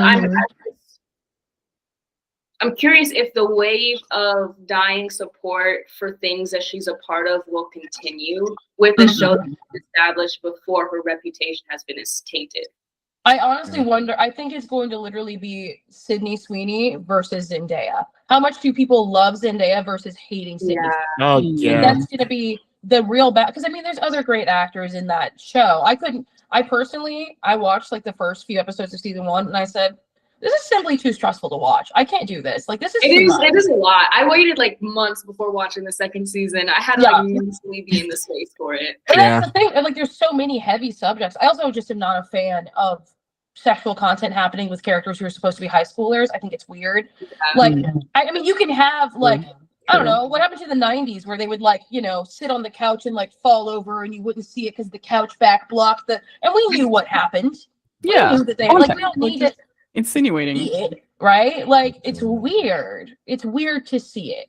But like, that's just why I was like, I can't keep watching this. It's weird. But I do think that like, it's really going to boil down to people being like, well, we need to support Zendaya and like Hunter Schafer because I'm assuming she's still in the show. But like it's gonna be that versus how much do we despise Sydney Sweeney? Yeah. I do want to say one thing, and I know we got so deep into this and everything. Like, I think we pretty much covered like most of section 1 and 2 so far. We've been talking. I know we've been ranting a lot. I'm just trying to make sure we still stay on the topic as well. Yes. But you gotta corral us. We're just gonna go off. Yes, it's okay though. But I do want to talk about let's see. Let's talk about. Well, I think Bri has a good history with mental health situations. I was wondering if we can talk about that part as well. Let me just make sure I know where it was. What was it? See, I lost track. I like sometimes I don't even have my questions lined up correctly. Come on, where is it? That's a good point to raise because the mental health factor of all this. Yeah, give me a second. I'm trying to find it, but it's like lost somewhere. Okay, while you look for that, I'm not gonna lie. I've been having to use the restroom for like the longest time. So if you find it before I get back, whoever wants to go ahead and do that. He's free. Hold on, I'm trying to find soldier. it. Well, tell you what, while she's gone, how about we answer some of the other questions? Like, let's see. Why are all these? Why does it feel like I can't find the darn thing? Okay, here we go. Let's see. Do you know? Let's see. Did you have like let's see. When that's not right. Let's see. God damn, why is this hard to find? Come on. Oh, I have this weird thing too. Like I get at work, I'll get a phone call and I'm supposed to like redirect it, and there's like a huge directory list, and I'm like looking for a specific name. I'm like, I can't see it. I'm like sitting there for like 30 seconds. We're like, oh crap, I can't find them. I'll just send them your number and get them. And then after I hang up, I'm like, oh. What? All right. How about this one? What do you wish non-Black fans understood about why Black representation in cosplay in creative space actually matters? I can't tell you how many little Black kids are excited to see me. Like when I go to a convention. Yeah, that's the most rewarding thing. Like that's the best part. Like even if they don't necessarily know what character I am. Like there's a character named Remy from JoJo's Bizarre Adventure. She wears like a little pink dress. She has a little pink bob. And this little girl came up to me once and she was like, "Oh my God, it's Sailor Moon." No, I look nothing like. I don't know why she thought I don't know if there's a pink bob. I think it's the little girl in Sailor Moon who has the pink Chibi Moon. hair. Chibi Moon. I think she thought I was Chibi Moon, but I didn't care. I was like, great for you. I'm Sailor Moon. But like, I think as cheesy as it sounds, I do think it's the Spider-Man rule of like anyone can wear the mask, and assuming that someone can't is dumb. Like I do think because also when I started cosplaying, like Destiny said, I felt limited to only cosplaying Black characters because for the first ever convention I went to, I was Harley Quinn, and then I felt weird being Harley Quinn. Like while I was there, because people didn't my friends were getting like oh, you look so great, right? And like, mind you, my cosplay was not the best. It was the first one I ever made, so we're gonna be nice to 15-year-old me. But like, it was hard, right? And like, I've been Harley Quinn, I don't even know how many times at conventions now, right? But like, I always have the if I'm cosplaying a Black character, which I've really only ever done online. But like, if I do, I get more support for it than I do for non-Black characters, except like Raven. But I think that's just because Raven is really popular. So like, I think they're cool with that. But like, I think it's just a lot of kids being like, oh, look, it's a Black person dressed as a character that is not Black. I can do that. It opens that. They can see themselves in characters now that they didn't, initially see themselves as. And I think that's always really nice. Well, hey, y'all are making a difference, even dressing up in characters. Be like, hey, little girls can be this character, little guys can be this character too, which is really something important and powerful to have. Oh yeah. And I think just like I was just gonna say Raven would be someone I would want to. That's the girl from The Teen Titans. Yes. Okay. Yes, you Yeah. should. I'm going Right, to she's like support this everyone's wholeheartedly. favorite. My goal is to get everyone to cosplay at least once in their life. That's because it's fun, and I think like people get like stressed out about it, especially people of color. I think get stressed out about it because of the bullying and the not fitting in and stuff like that. Like they feel like, oh well, if I like for me specifically, I remember I did like it was like if MJ took the Spidey suit, Yeah. but everyone was like, oh, the Zendaya MJ. And I was like, no. But then the next time I wore it, I had a wig that looked closer to her hair. So I was the Zendaya MJ, and people loved it because I looked closer to the skin color of Zendaya than, I forget that chick's name. Oh, I just watched Gwen? that. Is it No. Gwen? What's I the think name of the chick in the Tobey Maguire Spider-Man? Oh yeah, Mary Jane. Yeah, the actress. I can't think of her name. Oh, sorry. I don't- Kirsten Dunst. Yes. Oh yeah. Yes, because I had like a red wig. I used to have like the Spidey shirt that's from the comic book. Because she has like in the comics, which I think is so funny. Because her legs are broken. Like there's no human way anyone could sit with how she has her legs in that comic book art. But she on the cover is like sitting with like her legs all fucky, and she's like holding a cup, and she's wearing like a Spider-Man shirt. And I'm like, would Mary Jane really wear a Spider-Man shirt?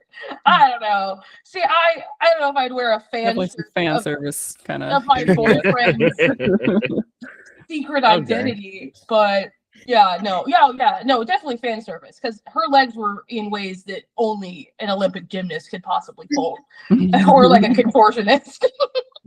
That's It interesting. makes no sense. Like physiologically, it makes no sense. Because I tried to sit like that, and I was like, "Ow! How did she do that with her legs?"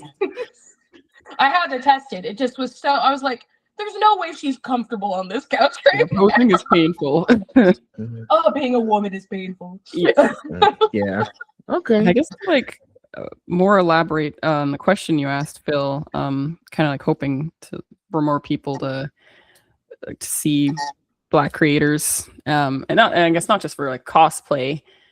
On many sides, like yes, it's like what B mentioned, like the little colored kids being like, hey, seeing representation, that's so important. Like that video I'll always mention, like when the new Little Mermaid movie came out, and all those little Black girls were like, oh Yes. it looks like me, it's just like, oh, that looks like warmed by heart and stuff like that. And then yeah, you're dressing up as characters, and little Black girls or Black boys coming up to you and be like, oh, you're so cool, just like seeing the light in their eyes. Mm-hmm. And then on the other side, like white people seeing you, like just like so they can gain more perspective and maybe more empathy, and just hearing more perspectives and seeing it.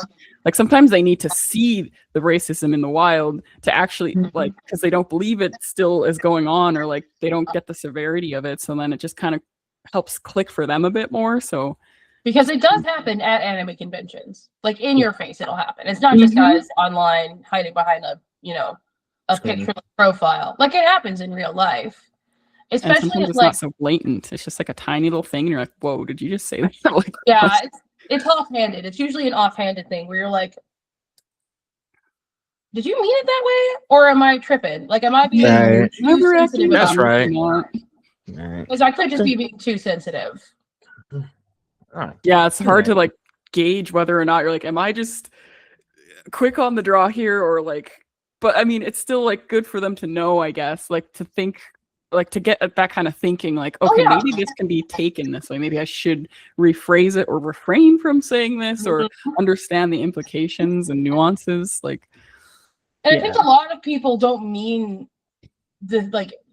Sometimes they say things that just come across like I've seen a lot of black cosplayers will do like textured hair for a wig, and like if the character has straight hair normally, they'll like do an afro, or they'll do like braids or something. Like they'll mix it up so it's like a black hairstyle on this character for their version of the character, right? And people will be like, "Oh, that's really cool, but like, why wouldn't you just wear a straight wig?" And it goes Yeah, back and to you're the like, whole like "Oh." combining, like Brianna said earlier, it's the taking of the race and also the craft and actually putting them together and not it being either or. It's like fan art. It has, yeah, it is a fan art. It has to, and it combines them, right? And that's why I follow Cartoon Network on Instagram, and they share fan art of different artists, and that includes, like, they just shared one for Black History Month, which included like Marceline from Adventure Time in her vampire form, but it also includes, like, you know, the really textured hair, they really like blacked these characters and then they were like, yeah, they share this fan art from these people. They're like, yeah, happy Black History Month. They have no shame. Cartoon Network does not care who they piss off because they know they can. Right on. But like, they're awesome. I love them. And they share posts for like Lunar New Year, and they'll share posts for like Ramadan and like oh, what's the word? They had one for Kwanzaa. Like, they share not just like Merry Christmas. They're, you know, they share different cultures and stuff. cultural things. Yeah. Yeah. And people get mad about it. People will be like, Marceline isn't Black. I'm like, well, she is, first off. So let's back up. But you're not going to take Marceline from me. So let's stop. But also, it's like, they almost get like offended that we have something that they don't. Like Lola was saying before about how they want to look like us and talk like us and dress like us, and like, don't even get me started about the bastardization of hip hop that has now moved over to K-pop and J-pop and like all of that. Like, as much as I love a lot of K-pop, that's what it is. They've taken a lot of things from Black culture and have bastardized it into this whitewashed version, because it is a whitewashed version. It's the palatable to the white audience version. And they're using stereotypes and maybe like some aspects that, yeah, I feel. And but they do, and I swear they do it to cater to the white audience. Like, that's what it, like, that's because I think they know their target audience outside of whether it's Korea or Japan is white people. And so they're like, oh, well, we want to, I was just about to add, because before this, I was going on Instagram and I came across a page that's a salon based in Korea that specializes in doing Black hairstyles on Korean hair, like locks and braids, and I was like, whoa. Yeah. It's crazy. I did not know this was a thing. Like, I knew that sometimes it happened, especially in K-pop, but I didn't know it was to the point of salons. yeah.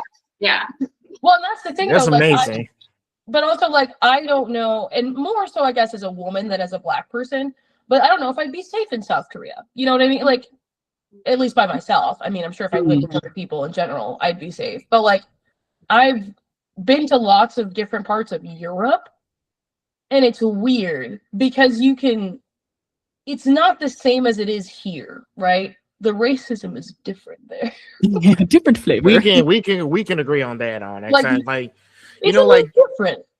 You have to, and my mom and I had a discussion about this. Like, when you guys go to different countries, you know, being as a Black person, you know, because, you know, I've been dying to go to Japan for a while, and Bree knows this too. I'm actually saving up money right now.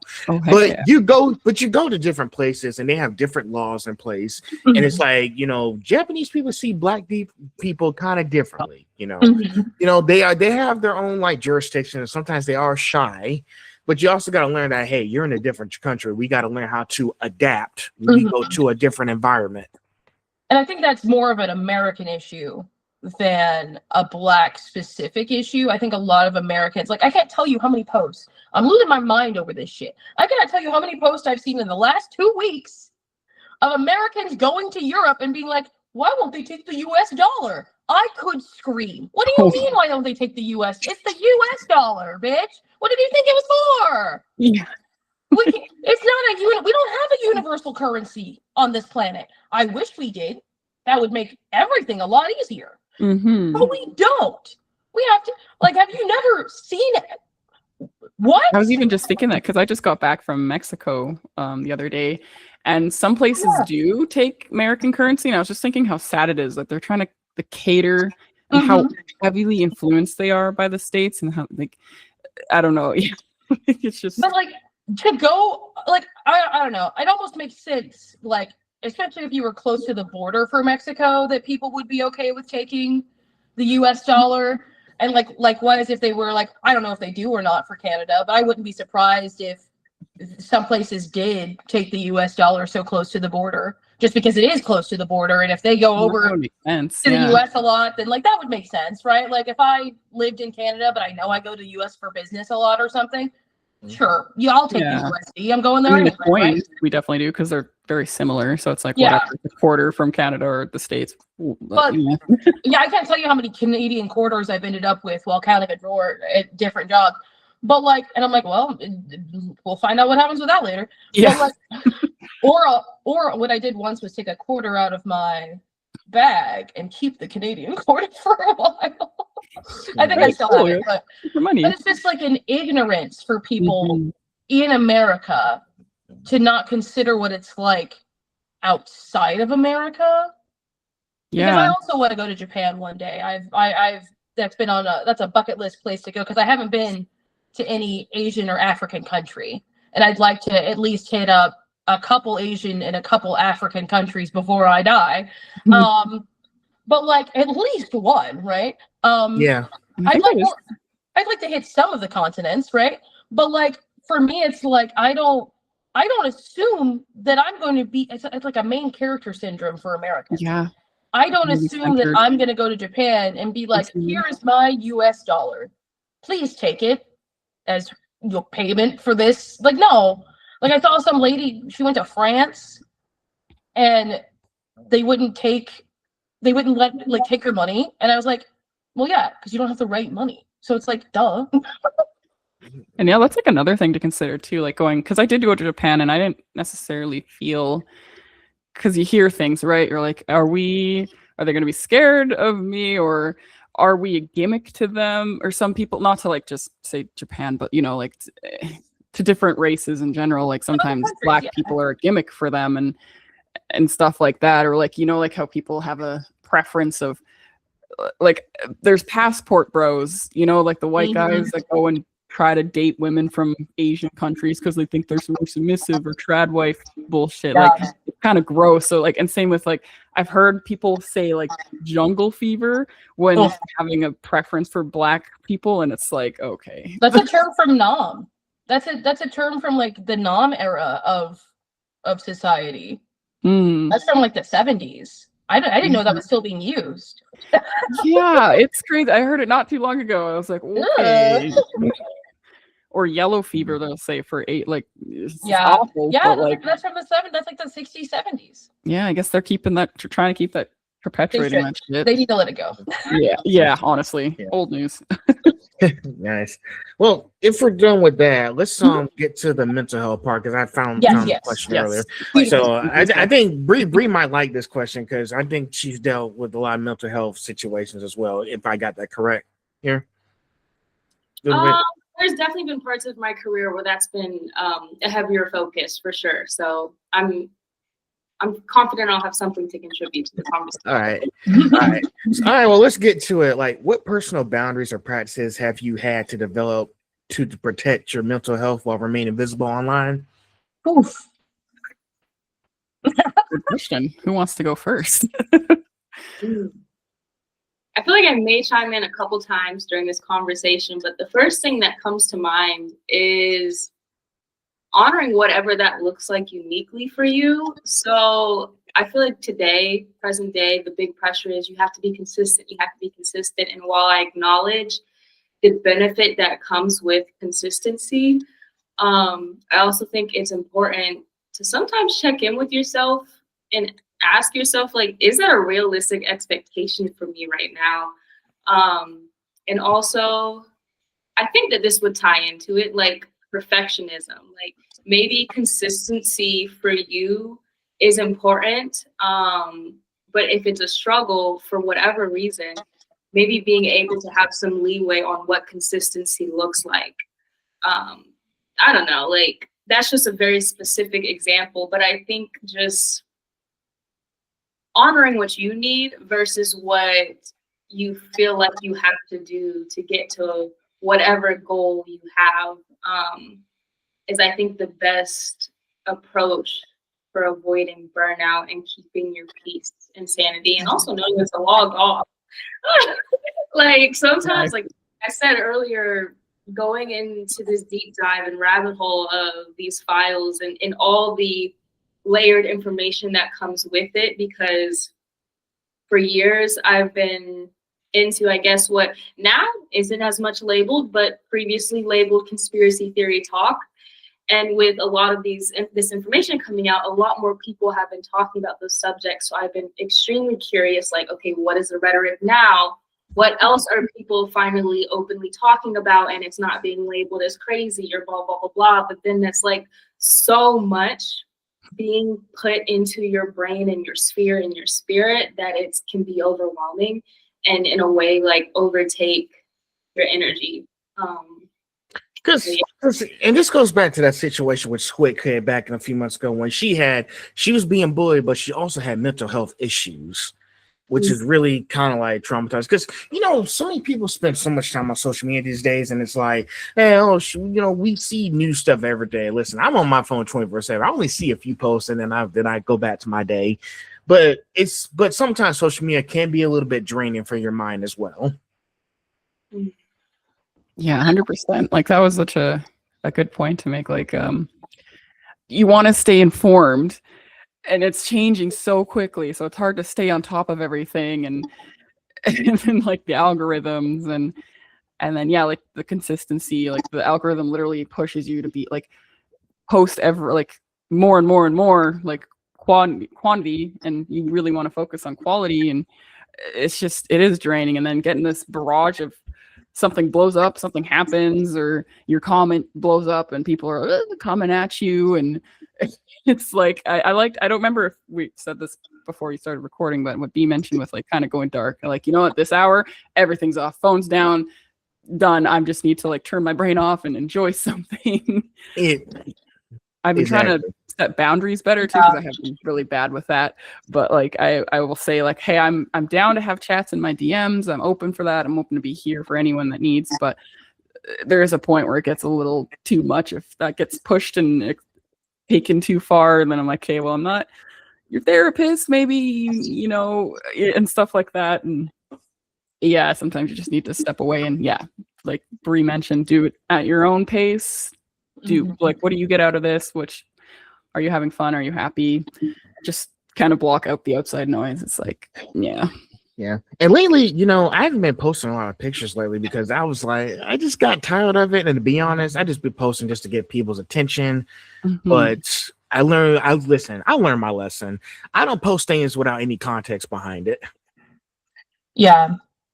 It's scary doing that because like someone will take stuff out of context or try to twist your words and narrative, and it's like I can't even be sarcastic online because people don't fucking get that. I'm like, I don't want to be misunderstood, and I'm like, that's yeah. There's been a trend of a lot of posts being like clearly sarcastic and people being like, I can't believe you would say that. Like, no, they're not actually. It's a joke. It's a joke. Yeah, I have to put like /joke or a little laughing emoji or something so they know. Like, yeah.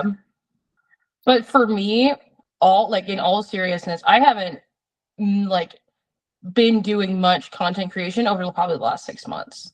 Just because life got busy, I've had to change jobs, and like I had a surgery that wasn't planned for in August, so like that threw me for a loop and like all that stuff. But like also just like with the state of the world, it's been hard to like want to dress up in silly fun costumes and make silly shit. Like it's been like that's been real. Like I've had to be put on a new depression medication because I've just been like, I can't do this like right now. Like it's too much. Like it's just so heavy. And I'm working on like being less at my phone all the time, because it's kind of like what Phil was saying. Like I'm on my phone all the time. It's a problem.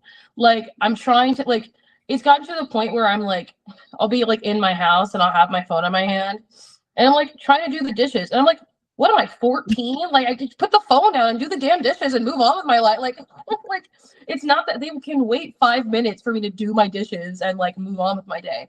But it's because there's so much. It only started once all this news kept coming out. Like I became so dependent on my phone being there all the time because I'm like, well, what if something changes? What if something crazy happens? What if he does something crazy at the White House and like we don't know about it? And then like crazy things happen and people have to call me because I never have my phone on sound just because I'm in multiple Discords and that would actually drive me insane to get notifications for all those all the time. Because I tried to mute them, but then I miss people tagging me and stuff, and then I was like, well, okay, whatever. So my phone's silent all the time. But it's like one of those things where I'm trying to get back into creating, so it's not completely lost for me. But I was getting burnt out on it just because I felt like I was doing too much in my personal life and then also trying to do this. But like, it's one of those things where it's like people have to be able to find the balance within themselves to like be like, okay, this is actually stressing me out. It's okay if this cosplay doesn't get done for this convention. It's okay if this video takes a little bit longer to come out. Because I know, like we said, the algorithm wants a video all day, every day from us all the time. Doesn't matter what it is. Has to be this long and this short and use this song and not this song. And, you know, there's a trend happening right now. So you got to get on that before it dies in 3 days. And like, it's just like, there's so much that you could like drown yourself in trying to keep up with.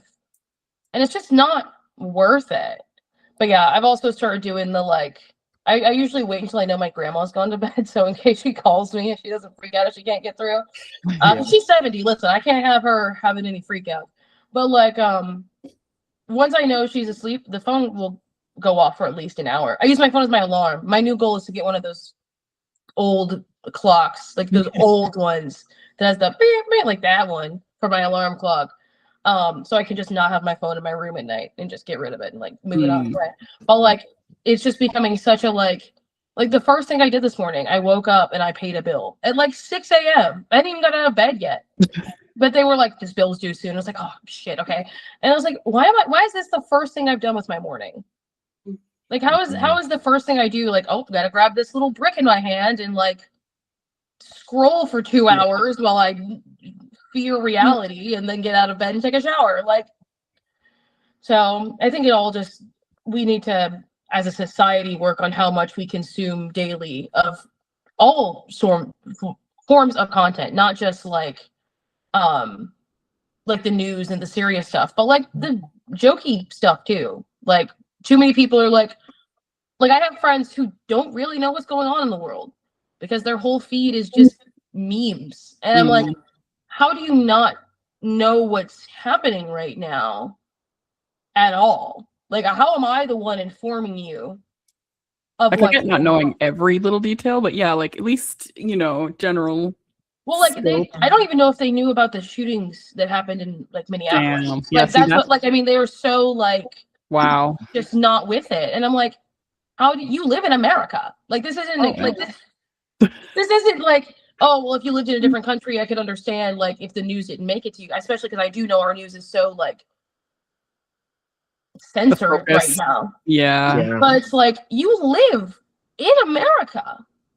How do you not even know? like walking on the street, talking to a stranger, the cashier or someone. Yeah, like someone must have mentioned it to you and you were just like, I don't know who that is. Like, we don't, it's just, I don't know. So I've just been trying to disconnect more and spend more time doing things that aren't technology based. Trying to get back into doing art because I haven't done art in so long. Yeah. Trying to read more, you know, trying to be more of like what I liked when I was a kid. So I'm not as miserable all the time. Understandable. That's really what it is. It's true. Well, it's nice that you guys have like different ways of doing and maintaining mental health. Like, usually when I get offline, I just try to get on the Xbox and play some games. Then I just pick up a book and just read. Yeah, listen, I've been playing Skyrim a lot, so I feel you. I've been neck deep in Skyrim.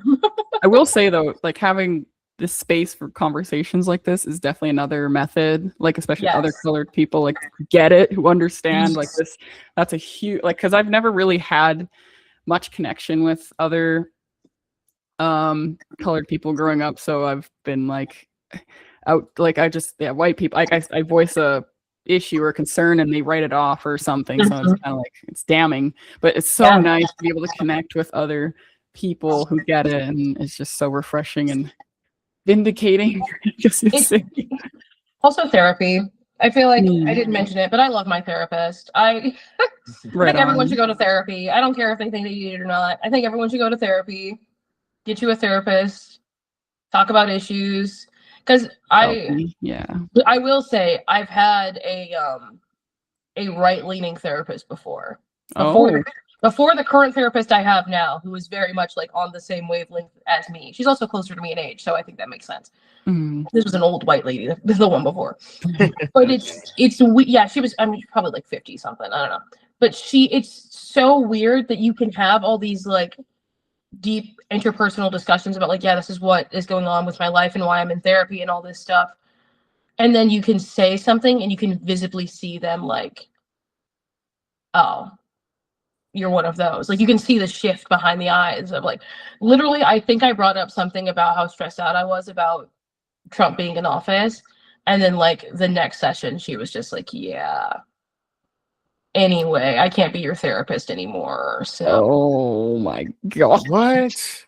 yeah, I was like, oh, like literally, I was sitting down to have it wasn't like at the end of my next session. Oh, it just started. Oh. I was sitting down and like I talked to her for about like 15 minutes, and then she was like, yeah, so anyway, I don't think I can help you anymore. So That's insane. That yeah, is wild.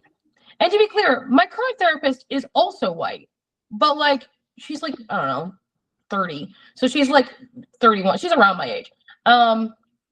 So it's like I think she gets it more because she's definitely more left-leaning, but also more like, you know, aware of what's currently happening because she is on social media more and stuff like that, and she knows what's going on.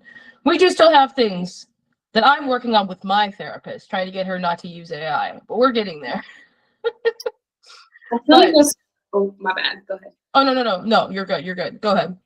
I'm just gonna say, I feel like that's a really relevant point when it comes to therapy. And I remember a family member of mine growing up was kind of going in and out of therapists, and I kept trying to advocate for like, okay, this person is not connecting with these therapists. Why not try to find a therapist that is more alike to them than these old white people? Like, yeah, there's going to be a disconnect because there's not an understanding that can just be understood without being spoken. And even if it is spoken, there's still the high chance that it's not going to be understood, as we've seen through the examples. And I don't know. I just think that that's a valid thing to consider when finding someone to confide in, even if it's not a therapist, even if it's a friend, someone who can at least understand or in some way relate to can greatly determine how helpful that resource and confidant can be towards you, especially when it comes to nuanced topics. I do advocate for getting a therapist of your own race and gender, though, because I've had a Black female therapist before. The only reason I don't still see her is because I had to move states. But like, and then, you know, insurance wasn't going to cover that. But it's nice having someone that you know gets it. Yeah. Like, you know, like there are things like, to her, I didn't have to explain like how nervous like ICE being around makes me. Because like I live in a red state, and I live 4 minutes from where ICE is stationed in my city. Maybe not even 4 minutes, might be like 2, honestly, if you don't hit the red lights, right? Like you can get there relatively fast. I have to pass it because my pharmacy's on the other side of it. And it's one of those things where it's like, she gets it. She understands that I'm stressed out about it, but she doesn't fully understand why I'm stressed out about it.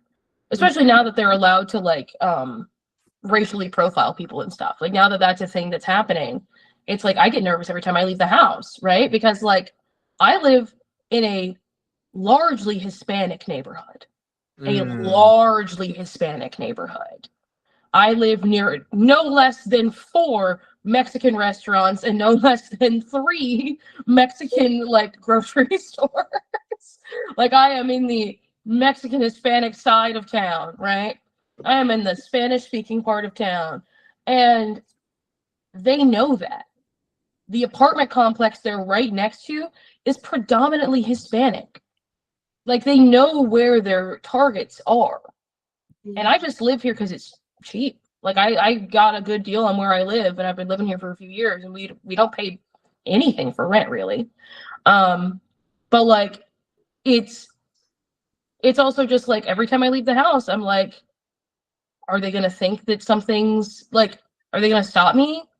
You know what I mean? Like, it's just one of those things where I get nervous, you know? And so it's like, that's my therapist she gets it, but she doesn't get it, you know? Like, she's a white chick. She doesn't have the fear when she leaves the house every day, you know? Like, she doesn't. Yeah, she doesn't have a target. Like, Yeah, and like you Yeah, mentioned, you're true. being biracial. You can be racially ambiguous, and with racist, they don't fucking. They're Racists just don't care. yeah, they And lump that's it together. the biggest issue I have with colorism within the Black community. It's because I've been told by so many Black people, like, oh, you're not Black enough. I am the target of many, like, well, you can only celebrate half of Black History Month. So, like, it's one of those things where it's like, I'm not Black enough for the Black community. Racists don't care. They know I'm not white. They don't say like, oh, well, she's half white, so she's fine. No. Yeah, no, They're like, oh, she's Black. Yeah. Oh, or they think I'm Latina or something. Like, but they're like, oh, she's not white, and they know that. So racists don't care, and that's why colorism within the Black community bothers me so much. Because I'm just like, we literally only have each other, y'all. Like, we're at a point where when shit hits the fan in this country, which it will at some point, most likely, we're only gonna have each other. We can't rely on our white neighbors because we don't know what side they're gonna take. And that's the scary part. Like, we don't, like, I mean, I know it's so funny to me because if you go down the street to my house, right, on one side of the street, it's mainly like 95% like Hispanic people. And on the other side, it's like 50% Black, 50% white. And some of those white people have the like MAGA Trump flags in their yard. And I'm like, do you know who your neighbors are? Yeah. Do you know what side of town you live on? That's interesting. Like, they don't care. That's the thing. I will say though, I did see a sign once in someone's yard that this was, mind you, this was before Trump was elected this time. So I know he didn't vote for Trump this time around. But he was like, I am a recovering Republican and I am fighting my rights and I'm sorry. And Republicans Anonymous. it made me giggle, but I was also just like, oh. And he seemed like a sweet old man. I was doing a delivery order to his house. So I was like, he seemed like a sweet enough old man. But I was just like, I know it was before this previous election. So I was like, okay, he's fine. But he doesn't live near me. He lives on the other side of town. But I'm just like, there are people that like we're around that I don't know if we can trust. Accept each other. And if we start being like, oh, well, you're whiter, so you're safer. Like, I'm not. I've had grown men put their hands on their guns in grocery stores as I walk down the aisle. One time, Like, one time I was driving. Okay, in Florida, there's like a country part, which is like kind of in the middle. It's called Ocala. And I was driving from the Springs, and I was taking these back roads, and there was these group of like white teens in their yard or whatever. They're holding a rifle. They pointed at me in my car, and I am baffled. Like, my jaw drops as I drive past them because I'm like, they are really just unapologetically shooting a gun at a fucking stranger right now. And they don't care. No, they had a smile on their face. I was like, what is happening? I mean, these are the same people who make their, 10, 11, 12-year-olds hold guns in, Christmas family photos. Like, they don't associate guns with what we associate guns with. Even Black people who own guns, I don't think associate guns the same way as white people do. Like, we don't like my grandfather owns a gun, but he only takes it out every so often to clean it, puts it back, make sure it works if he needs it. But he doesn't go like to hunting ranges or like shooting ranges or like go out hunting or something. It is a self-defense and self-defense only item for him. And he doesn't even take it out of the house. It's just for that, like if a home invasion happens or something. Like you know what I mean? Like, it's not like we need this for when I go to the grocery store or when I'm going down the street. Like, it's just so crazy how they're just like, the power they think they have is really what it is. And that's the scary part. I've been like, I think a guy almost pulled a gun on me on the interstate, but then he, fell behind me in traffic. But this guy was mad that I was driving the speed limit on the interstate and pulled up next to me and started like cussing me out through the window. And he was like, to be clear, he was leaning out of his car window. It was not a like, I'm yelling and I'm pissed off from inside my car. No, he was physically like out of his window. Yikes. Like pointing, like trying, almost like trying, like he was trying to reach my car. And then I just flipped him off and drove off. And he like went back and looked in his passenger seat. I saw him. Oh. There wasn't a person in that passenger seat. He was alone in the car, right? But there was just enough traffic that I could like, you know, put people in between us. And thankfully I have a very nondescript car with like no stickers or anything on it, so you can't tell like, oh, it's that one, right? But it was just like, this white guy's gonna try and shoot me because I'm not speeding down the interstate. Like, it doesn't make sense. And like, they're just too comfortable with being racist and being violent. You know, I like how you say that, because there's a similar situation that happened back in the fall where what was his name? His name was Alex. He was sitting on the train. This old white lady was calling him was calling police because he doesn't like kids. He didn't like the way he was sitting. And I was like, hey, now do I really have to explain how dangerous it is to call the police on a young black man and escalate a situation for no goddamn reason? Yes, And I was like, an old lady didn't like the way he was saying. Are you fucking kidding me? It was just pure racist because he wasn't doing anything. It wasn't like he was taking up like a whole area. He was just on the train. Yeah. That was it. And I was like, this is like Emmett Till shit. Mm-hmm. Like, the conductor should have been like, hey, you know what? Sit down.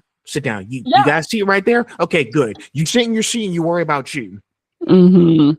Like, and that might have happened if the roles were reversed, but it's an old white lady. What is he gonna say? She'll just fight. Those Karens love to fight. Are you kidding me? Yeah. She would be like, well, you can't tell me what to do. And then she would try to get him fired and also still call the cops. Like, they don't I will care. say on the flip side of that, again, this is going into my petty ass. I would see a lot of videos of people being blatantly racist to black people in public. And then it just, they keep going, and then the black people just had enough, and they just pop them and knock them down clean. And I'm like, a little part of me is like, I'm satisfied to kind of see, don't fucking lie. There was a video yesterday I saw where this white man, he was shirtless and everything, and the black dude just knocked him out. Yeah, it's like, sometimes I saw a good one. He got punched so hard, he hit his head on the building. I was like, he ain't getting up for a minute. He's down for the count. They're too, like you said, like they're too comfortable being racist. Like, we need to Did you guys great again, man? Like, did you see the video of the guy who got beat up by the teenagers? oh He might not have that seen this guy. one. But He was in wait, Texas. and what else? And guess what? When he got arrested, when he tried to get away, it's in this movie where he had to shave. Oh yeah, he tried to like he tried so he wouldn't he get. tried to shave his. It's like in that movie. He was trying to shave his head afterwards. I didn't know that part. He was trying to do that. He was trying to change his identity. That's so fun. So, it's just like in that movie where he's like, I gotta shave so they can't identify me. Because so for context, there were a lot of schools who did walkouts to be like ice out of our country, ice out of our schools, because ICE is going to schools and like stalking school buses and shit. Like, it's terrifying. So a lot of like high schoolers have been doing walkouts and stuff for it. Right on. This man who his car was on the road. It wasn't like he parked.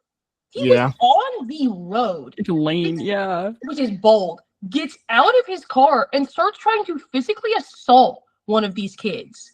I guess what was on their side. But then he gets bombarded by like 15 teenagers. And they absolutely beat the shit out of him. Yeah. It is. Like, I am not one for violence in general. So very nice. His childhood. That's crazy. He got what? I'm assuming.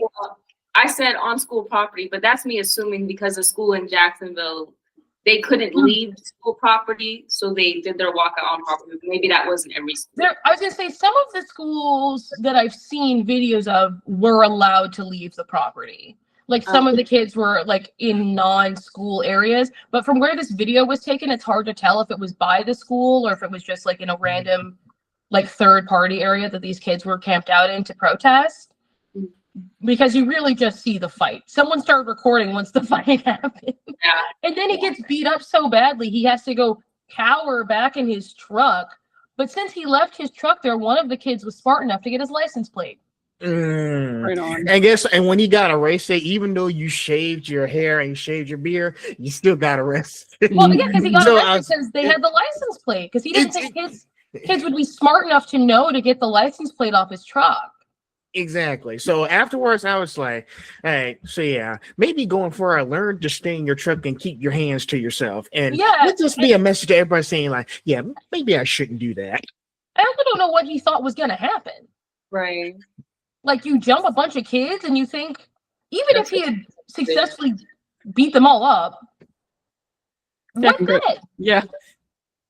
That's like that that other guy, I can't remember his name, but you shared the video, Phil. That he's on the street protesting and he's wearing a body cam and this white lady walks up to him and his name is U.S. Army Overlord Rig.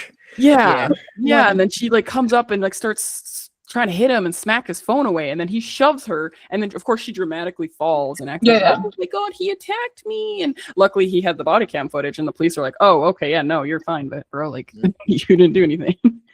Oh yeah, but I mean that's what we've gotten. Where it's like, yes, we're in a surveillance state, and like the cops can use that against us, but also like we kind of have to record everything right now. Mm-hmm. Yeah, like if we hadn't had multiple recordings of what happened to Renee and Alex, like we wouldn't have actually gotten the real story. Because, of course, the MAGA media immediately turned around and was like, well, they were assaulting officers and they were causing problems and they were the ones at fault. They're using AI to edit the video for it to be different. And yeah. And that's why AI is awful and needs regulation. Like, that's why I say it's the race to the bottom with these idiots. It is.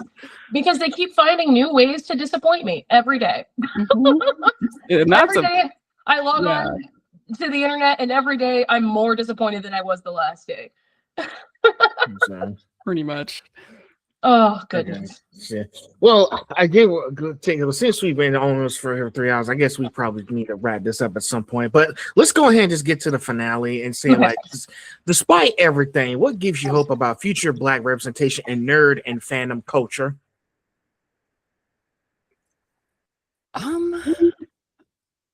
I guess just seeing more Black people flourish, more Black people being cast and stuff, more people talking about this, even just seeing white people have that click moment of, oh, you know, it's being more spread and like more talked about. I think that's the best we can do, really, is just kind of shed light on it and then keep the conversation going. And honestly, that's the best that I can do, I can say.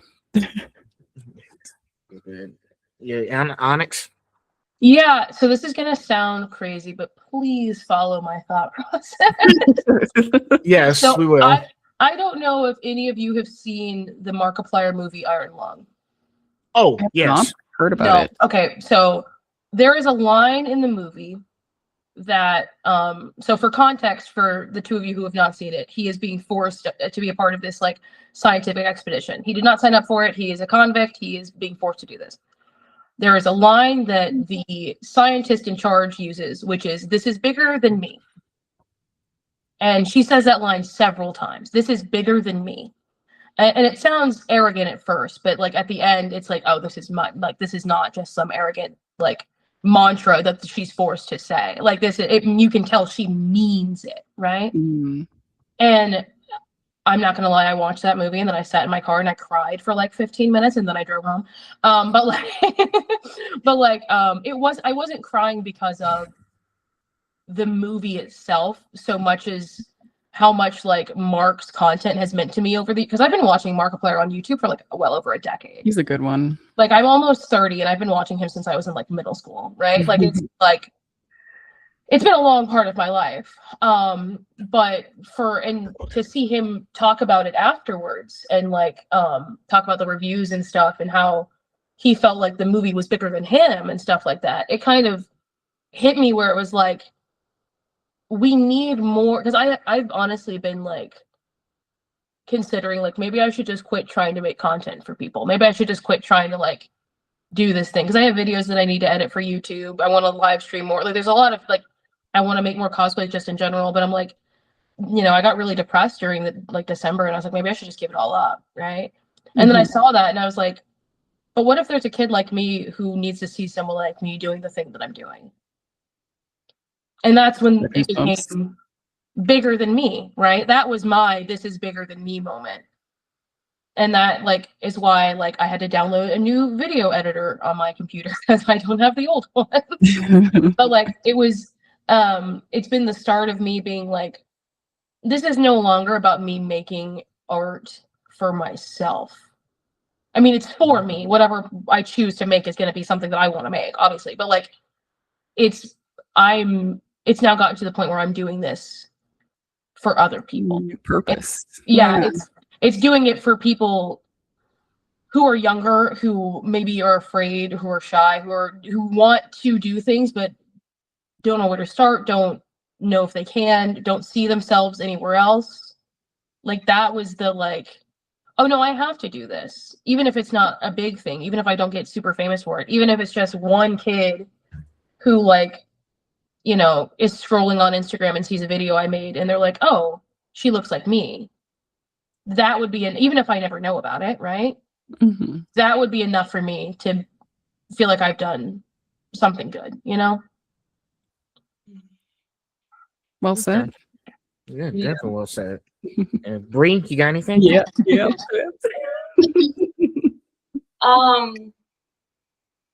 Honestly, I feel like it kind of just culminates what the two said, but basically just creating the space for different personalities and different expressions to exist and be accepted. And the more, maybe dense is a word I can use, dense that sea of representation gets, I feel like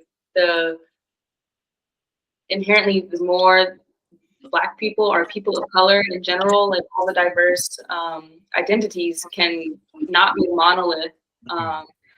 And I guess like a safe space of being who you are authentically. Like a lot of musical artists came to my mind. Like one artist that I think of,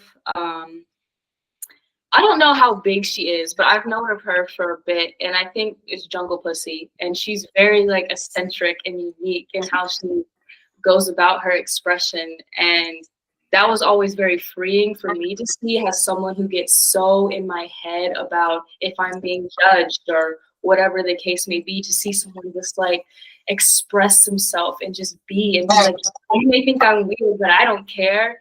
And for it to also be a Black woman is and I with an identity that I can relate to, it's just really nice to see, and it's comforting. And even like it's funny because as you mentioned like the little shy kid, I thought of myself honestly, because I still see myself as that little shy kid trying to break out of this shell. And even as an adult, it's healing to see other adults as well, like doing things and being themselves. And I think it's just an overall a beautiful way for more people to be, and however that looks. And before this conversation ends, I want to say I really enjoyed talking with you two ladies and the other lady that was here earlier. And you guys really inspired me, and I loved hearing your responses to things. And I really enjoyed this, and I'm happy that I got to be a part of this and meet you guys. So yeah, me too. This has been good. Likewise. Yeah, I'll make sure I'm following all y'all. Yeah. Stay Find your handles. Definitely. I think everybody enjoyed our conversation. I know we kind of went on, but I think after we ran on, I think we pretty much explained everything I had in the questions. I think we pretty much explained everything. So I think we're good. I think we did. So yeah, listen, as long as we're happy, Phil. This is your podcast. I want to make sure we're doing it right. Be good. Definitely, and I appreciate it, guys. So, but yeah, it sounds like we had a good time here. I'm glad we all got our sense to vent and speak our minds here. This is something that we need to keep doing. Mhm. Yeah, and thanks for inviting us to this Yeah. and doing this, like keeping this conversation going, man. Like This is an important part of it, is people willingly opening up spaces to talk about being Black in predominantly white spaces, or at least spaces that we're not, always wanted. Yeah. But it keeps it open, and that's good. We need more of those spaces. Thanks. I appreciate that, guys.